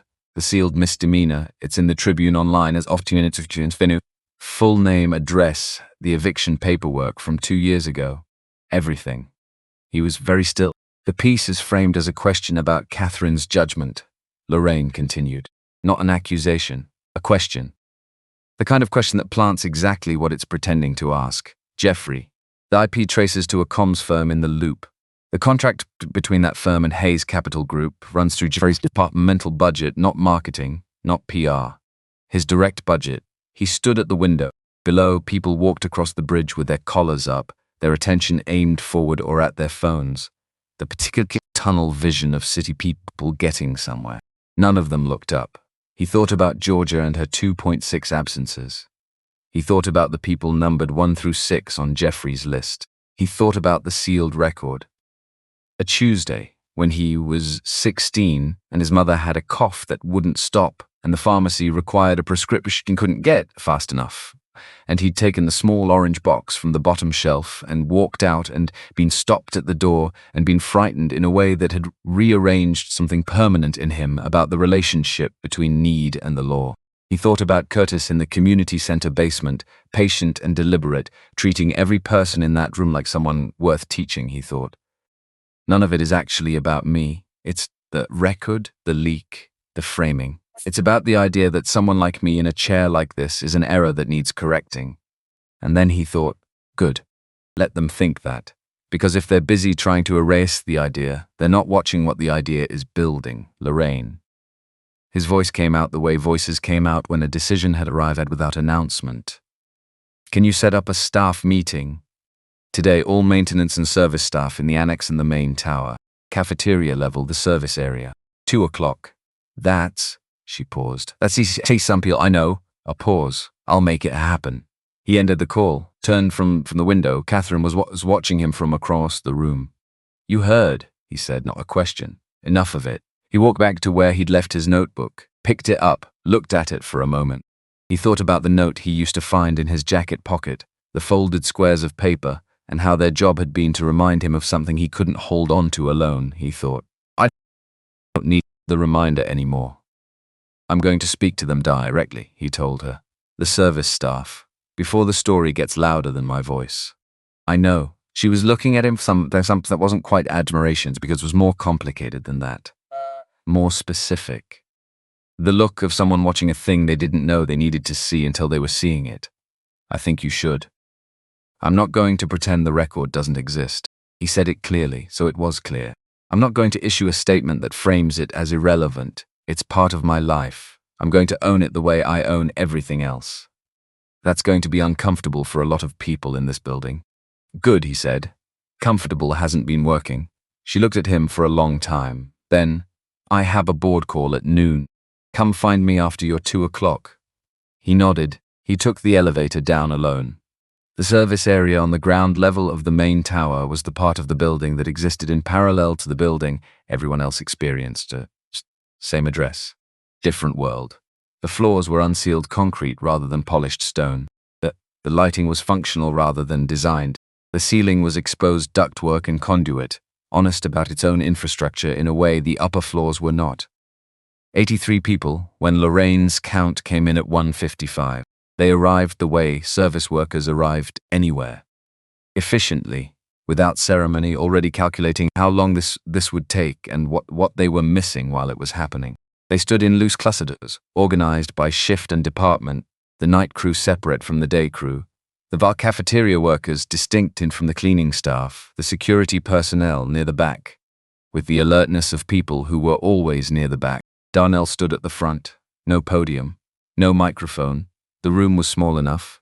No notes. He decided against notes on the elevator coming down, because notes created distance between a speaker and what they were actually saying, and he needed no distance right now.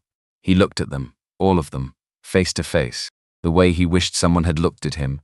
Any of the times he'd needed it. By now, most of you have seen the article. He didn't start with a greeting. There was no preamble that was going to be useful. My name, my sealed juvenile record, the eviction notice from 2 years ago, everything they could find. He paused. I'm not going to pretend it's a coincidence or a misunderstanding. Someone paid for that information to be published today. Someone who has a specific interest in making sure I don't sit at the table where decisions get made. The room was very quiet. When I was 16, he said, my mother had bronchitis that turned into pneumonia. We didn't have the copay for the clinic visit. We had the option of waiting 3 days for a free appointment or going to the emergency room at a cost that didn't exist in our budget. He looked around, not at one person, at all of them. I stole a box of cough suppressant from a pharmacy on Halstead because I could not think of another thing to do. I was stopped at the door. I was cited. I did 40 hours of community service and the record was sealed when I turned 18. He stopped. I am not ashamed of that. I was a boy trying to help his mother. The system that put us in that position was not the same system that sealed my record and called it resolved. Somewhere in the middle of the room, a woman he didn't know by name shifted her weight. Not away, toward. I'm telling you this because the people who leaked it thought it would silence me. They thought a sealed record and an eviction notice would be enough to make me disappear back to wherever I came from. He let the next word land on its own. They were wrong. A man near the left side, older, maybe 60, with the hands of someone who'd been doing physical work for 40 years, nodded once. A short, deliberate nod, the kind that meant, I've been waiting for someone to say that. This department they've asked me to build, it's not for me.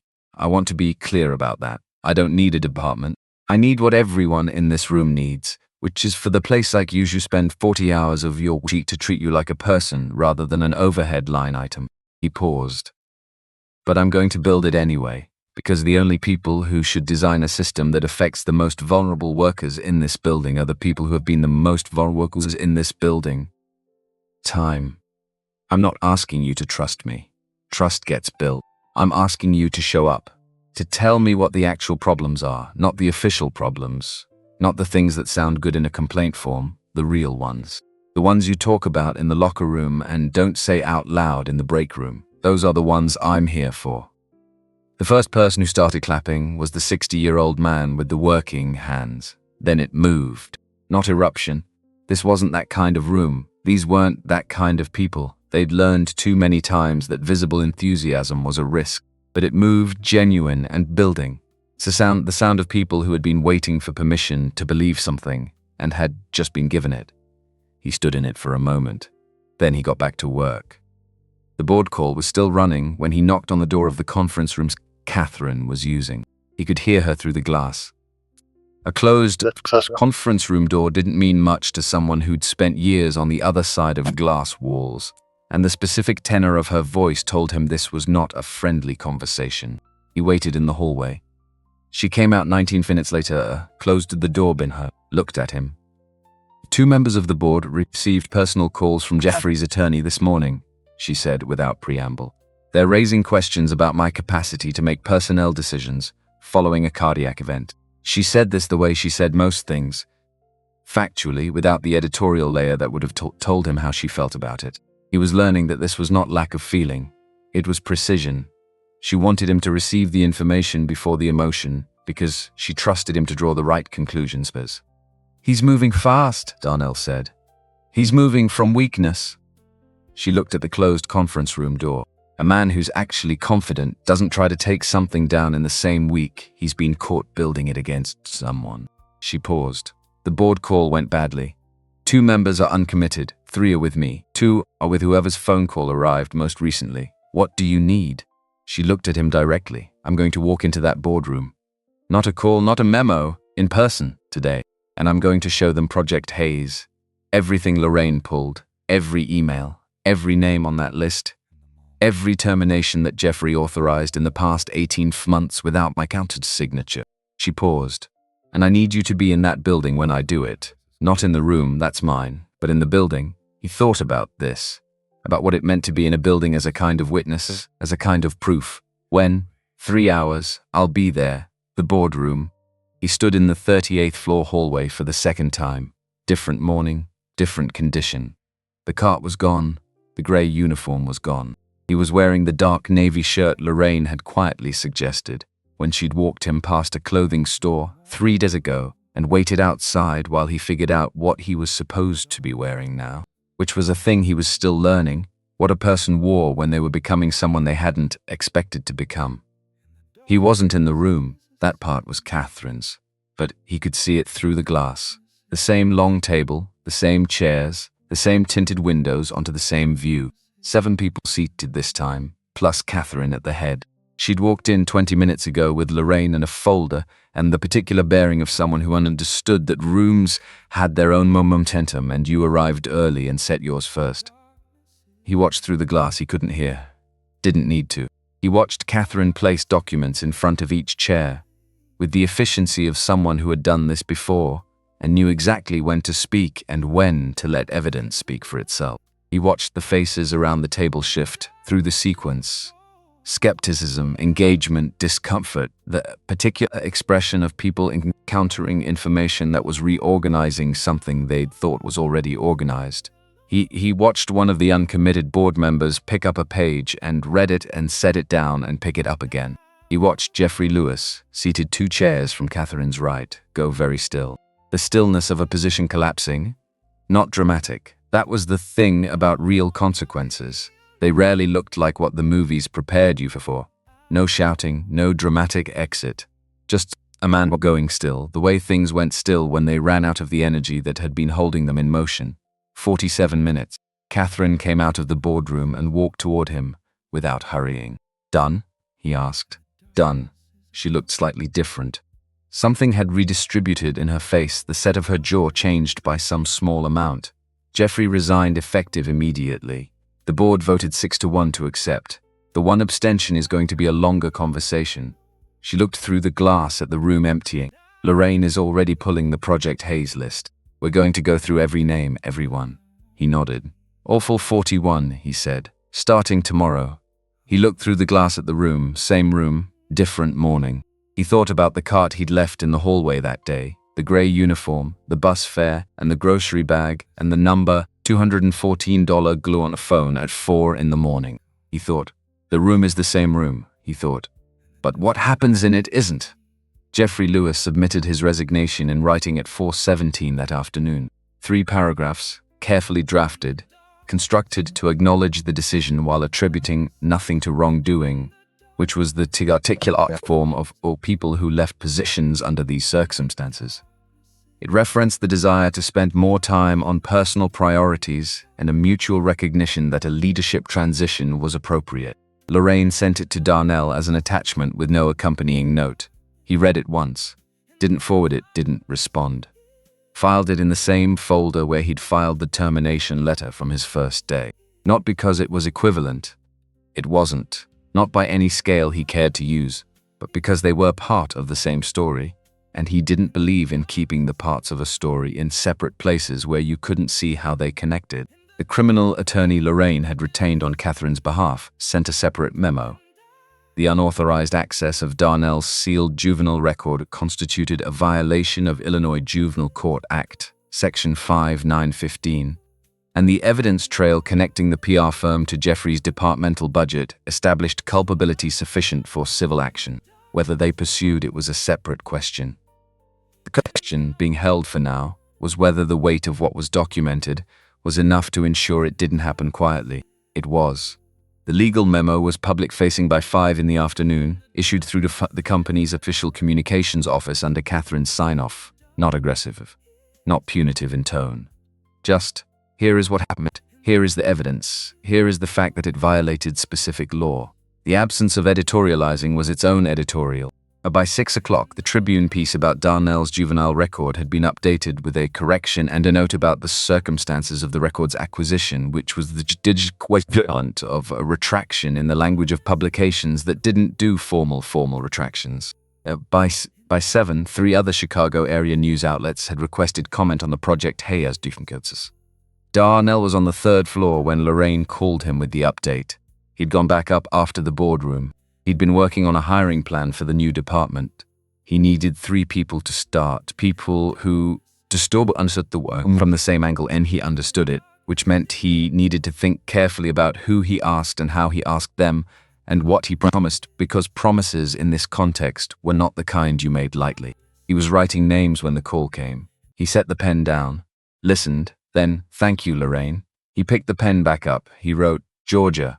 She'd been the first one who came to mind. She always came to mind. The decimal point that had ended her job lived in him the way certain thinkings lived in you. Not as memory exactly, but as a specific pressure, the kind that reminded you why you were doing what you were doing at the moments when the doing was hardest. He didn't know yet if she'd want to come back. That was her choice, not his to assume. But he'd find her. He'd tell her what he was building. He'd tell her what the emergency fund looked like, what the review process looked like, what the room on the 22nd floor looked like, where night shift workers would now have light and chairs that weren't ludded, discourage sitting. He'd let her decide. That was the whole point, actually. Let people decide. Give them the information and the actual power to act on it, not the performed version of power that was really just another cul-de-sac shaped like an avenue. He wrote 2 more names under George's. Then he went home. 6 months arrived the way months arrived when you were building something fast, because you were always in the middle of something, and revelatory when you stopped and looked back, because the middle of something always obscured how far you'd come. The department had 12 people now. The emergency fund had distributed $347,000 in that period, amounts ranging from $200 to the maximum $4,800. Applied to rent, medical bills, a car repair that 3 employees needed in the same week in January, when the temperature dropped to -14 and the CTA delays made personal transportation non-optional. Not one disbursement had taken longer than 46 hours from application to account. He tracked this. He tracked all of it. Not because he needed the numbers for himself, but because he understood that the people who controlled budgets needed to see what the budget was doing in a language they'd chosen to learn, which was the language of the numbers. It was the language of numbers, and he was not willing to let the work be invisible, simply because the work didn't speak that language natively. 214 reports had come through the lateral reporting channel. Not all of them were what he'd have classed as areas lixes. Some were logistical frustrations more than systematic problems. Some required a conversation rather than a policy change. But 53 of them were the kind that revealed the gap between written policy and actual practice, and of those 53, 9 had resulted in manager-level disciplinary review, and of those 9, 3 had resulted in terminations, not of workers, but of the managers who had been running the unofficial system within the official one. 17 workers had been reinstated to positions or upgraded to higher classifications after their evaluations were reviewed by the dual signature process. 17 people whose trajectories had been quietly redirected by the one signature version of the process that had existed when only one person needed to agree. He presented these numbers at the quarterly board meeting in April. Third quarter since the incident, second since his appointment. He'd been asked to present in the spring. Catherine's doing, though she'd framed it as a board request, which was another skill. He was watching her exercise with admiration. He stood at the head of the boardroom table and presented numbers and told stories. The numbers first, because the numbers established that the stories weren't anecdote. Then the stories, because the stories established that the numbers weren't abstraction. He told them about Georgia, who had accepted the offer to join the department's intake team and who had, in 4 months since, handled more first contact cases than anyone else on the team, because she knew exactly what the person on the other end of the call was feeling when they dialed. He told them about Terrence from the 6th floor crew. The man who had kept his eyes front in the hallway that terrible morning, who had come to the department in January about a situation with a supervisor that had been escalating for 8 months and had been resolved in 3 weeks through the lateral channel, who had sent Darnell a message afterward that said only, "Thank you for not making me feel stupid for waiting so long." He told them, people don't use formal systems when they don't believe the systems are for them. That belief doesn't change because you post a policy. It changes because someone uses the system and something actually happens, and then they tell other people. And that's how you build it. 6 board members, 6 faces doing different things with what he was saying. One of them, the abstention from the original vote, had become, gradually and without ceremony, one of the more engaged voices on the employee welfare reporting protocol. He'd noticed this without commenting on it. Noticing without commenting was a skill he was actively developing. Catherine sat at the far end of the table. Not at the head. He was at the head, which had required a specific internal adjustment the first time he'd stood there and looked down the long table and understood that this was where he was now.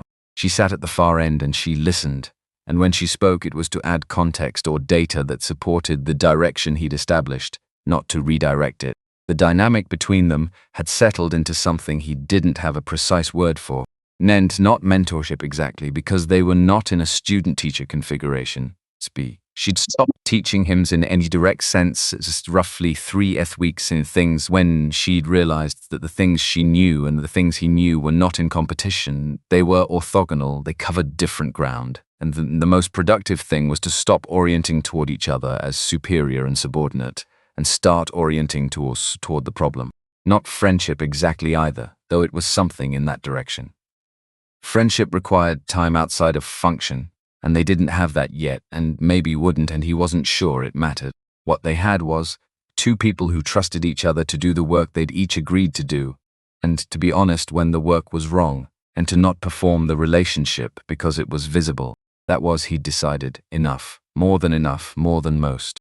The conference was the Labor Department's doing, organized out of the Chicago office in collaboration with FISKIN, with 3 other organizations, whose names he'd had to look up when the invitation arrived, because he was still calibrating which institutions in his new context were worth his attention and which were performing worth attentionness. Chicago Convention Center, the main hall. 600 people, which was a number that felt abstract until you were standing on a stage looking at it. He'd been asked to close the morning session. He'd asked Lorraine what that meant in terms of expectation. She'd told him, 30 minutes Q&A optional, and whatever you think people need to hear. He hadn't written anything down.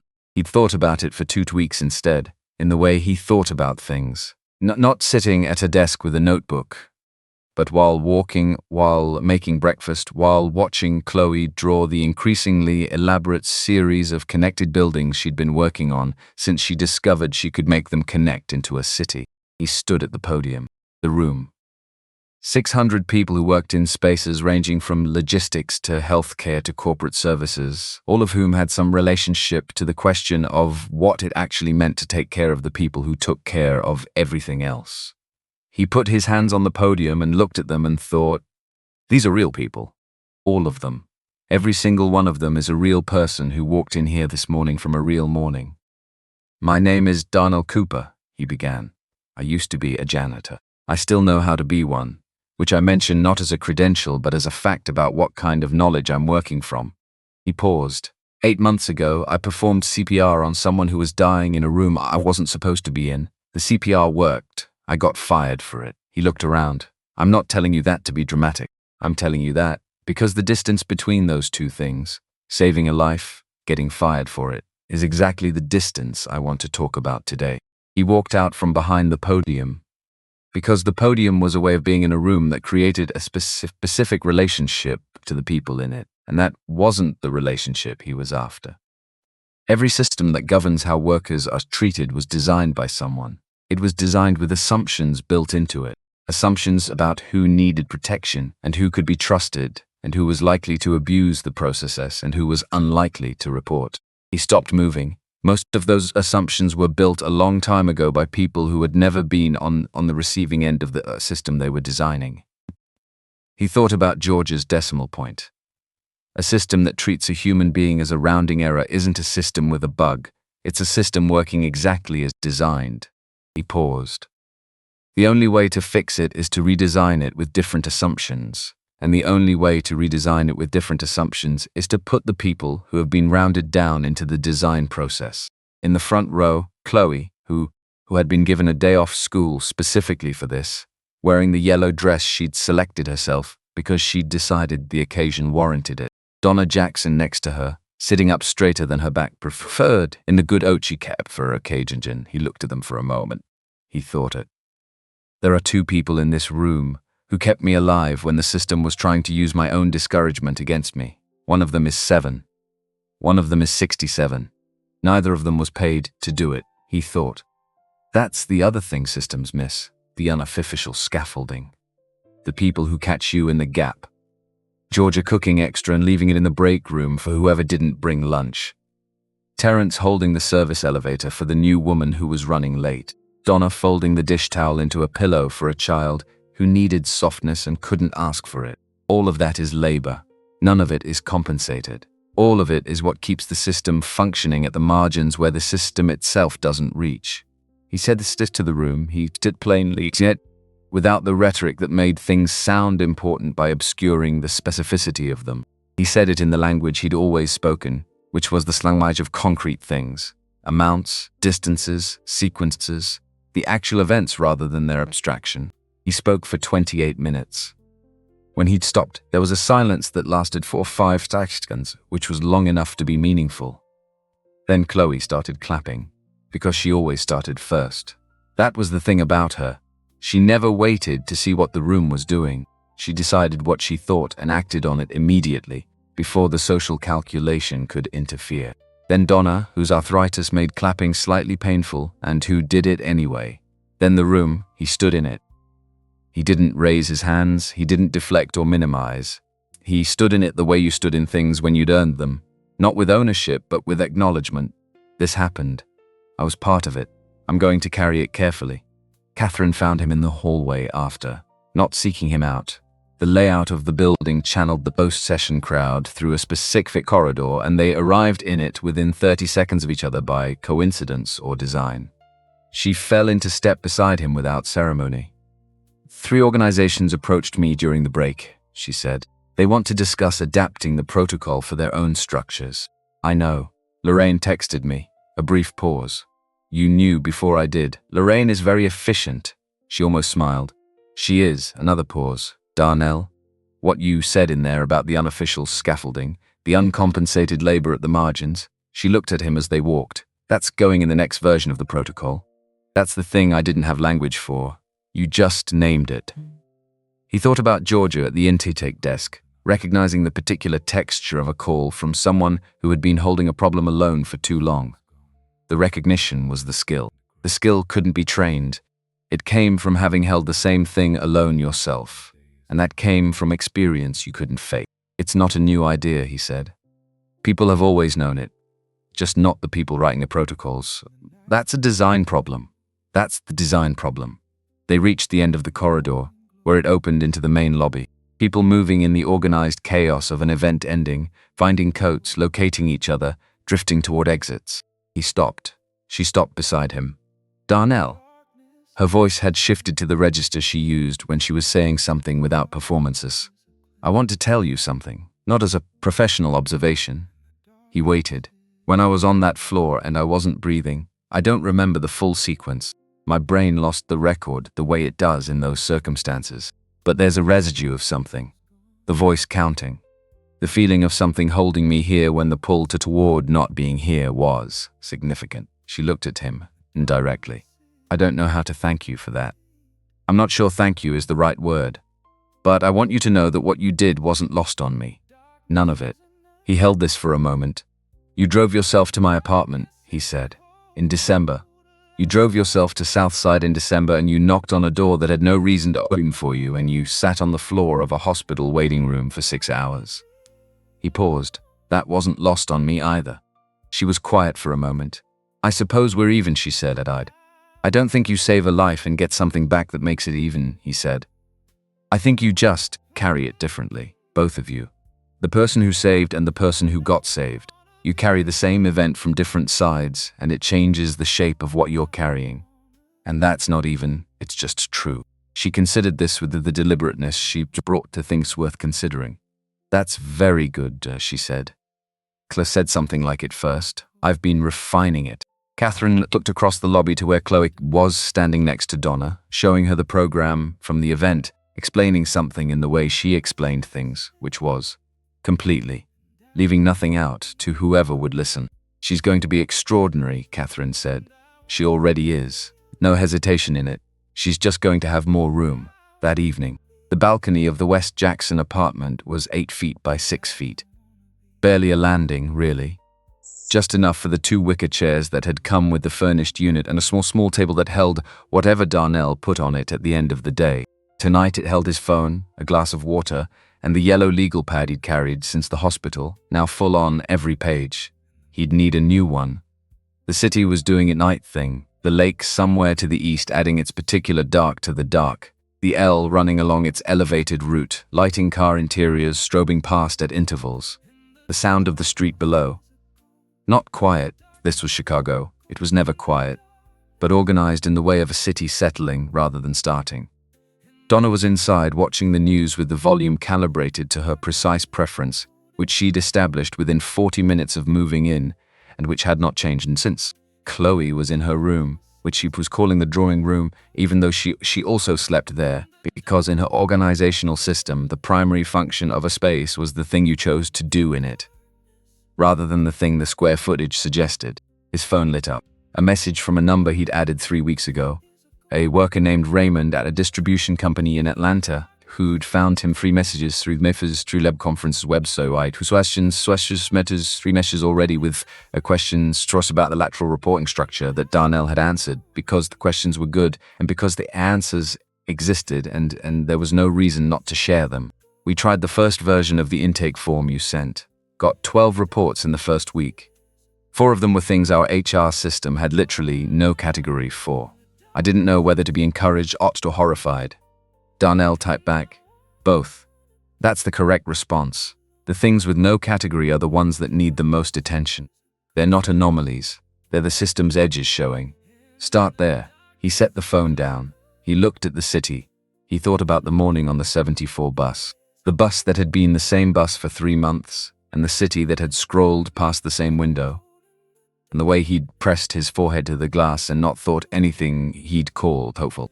He thought about the 43 minutes and 17 seconds of footage that had changed everything. About what it meant that the changing of everything had been recorded on a camera that no one thought to use until someone had to. He thought about what it meant that he'd had to die slightly in the way of a man who'd given everything he had left and found there was nothing on the other side of that. Before the change could come, he didn't know if it had to be that way. He didn't know if the collapse was the price or just the event preceding the change by coincidence, and he'd made peace with not knowing, because either way he was here now and the work was here now, and the next version of this for someone else. For Georgia, for Terrence, the 41 names, for Raymond in Atlanta with his 12 reports, and his 4 uncategorized situations didn't have to cost what it had cost him. That was the thing. He couldn't undo his own price, but he could change the price for the next person, and the person after that. He picked up the pen, opened a new page in the legal pad. He wrote what the unofficial scaffolding actually costs, how to compensate it, who's not in the room when that decision gets made. He wrote for 20 minutes in the cold, his breath visible, wicker chair slightly damp from the evening air. Then the door slid open behind him and Chloe appeared in her pajamas with the polar bear print, holding Paul 2 mugs, one of which contained hot chocolate that she'd made herself, which she'd started doing 3 weeks ago. As though she'd decided unilaterally that she was old enough, and the decision had simply been waiting for her to make it. She handed him the other mug. It contained tea, which was what he drank in the evenings, which she'd remembered, which she always remembered. She sat in the second wicker chair, pulled her knees up, looked out at the city. "It's cold," she said. "It is. You're still out here, though." "I am." She looked at him with the look she used when she was deciding whether to say the thing she was thinking or hold it. Then, "Are you happy now, Daddy? Like actually happy, not the kind you say when you don't want me to worry." He held his mug. He looked at the city. He thought about the question with the seriousness it deserved. "Yeah, baby." He reached over, put his hand on the top of her head briefly, the way he had when she was small, which she technically still was, but which she tolerated less as a general proposition and more in specific moments when she allowed it. "Yeah. I think this is actually it." She nodded, satisfied. Drank her hot chocolate. They sat. The L ran the city, breathed. The lake somewhere to the east moved the way it always moved, indifferent and enormous and cold, making the sound that had been making itself heard over this city for centuries before there was a city to hear it. And Darnell Cooper sat on a small balcony with his daughter and his tea and his yellow pad and the specific feeling of a man who had arrived somewhere real, not the somewhere he'd been promised or the somewhere he'd imagined, but somewhere actual, somewhere that had his name on it in the way that things had your name on them when you'd built them with your own hands out of the material of what you'd been given, which was not nothing, which had never been nothing. He'd just had to stay long enough to see it. 3 months later, a letter arrived at the office from a 12-year-old in Cincinnati named Marcus, whose father had watched the conference footage online and had read about the program and had shown it to his son because Xuz had been asking questions. Marcus's father didn't know how to answer about why some people got treated differently and whether that was just how things were. The boy had written, "My dad says you're a man who did the right thing when nobody was watching and then kept doing it when people were. He says that's the real definition of character. I'm going to remember that." Darnell read it twice. He wrote back the same day. He wrote, "Your father is right, and I want you to know something else. Doing the right thing when nobody's watching isn't just about character.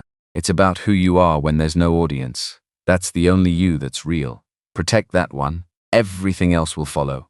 He folded the letter, filed it in the folder with the termination notice, and Jeffrey Lewis's resignation and the notarized document clearing his route, and the sealed envelope with George's reinstatement paperwork and the yellow pages from the hospital that had started all of this. All of it together, in the same place, because they were all part of the same story.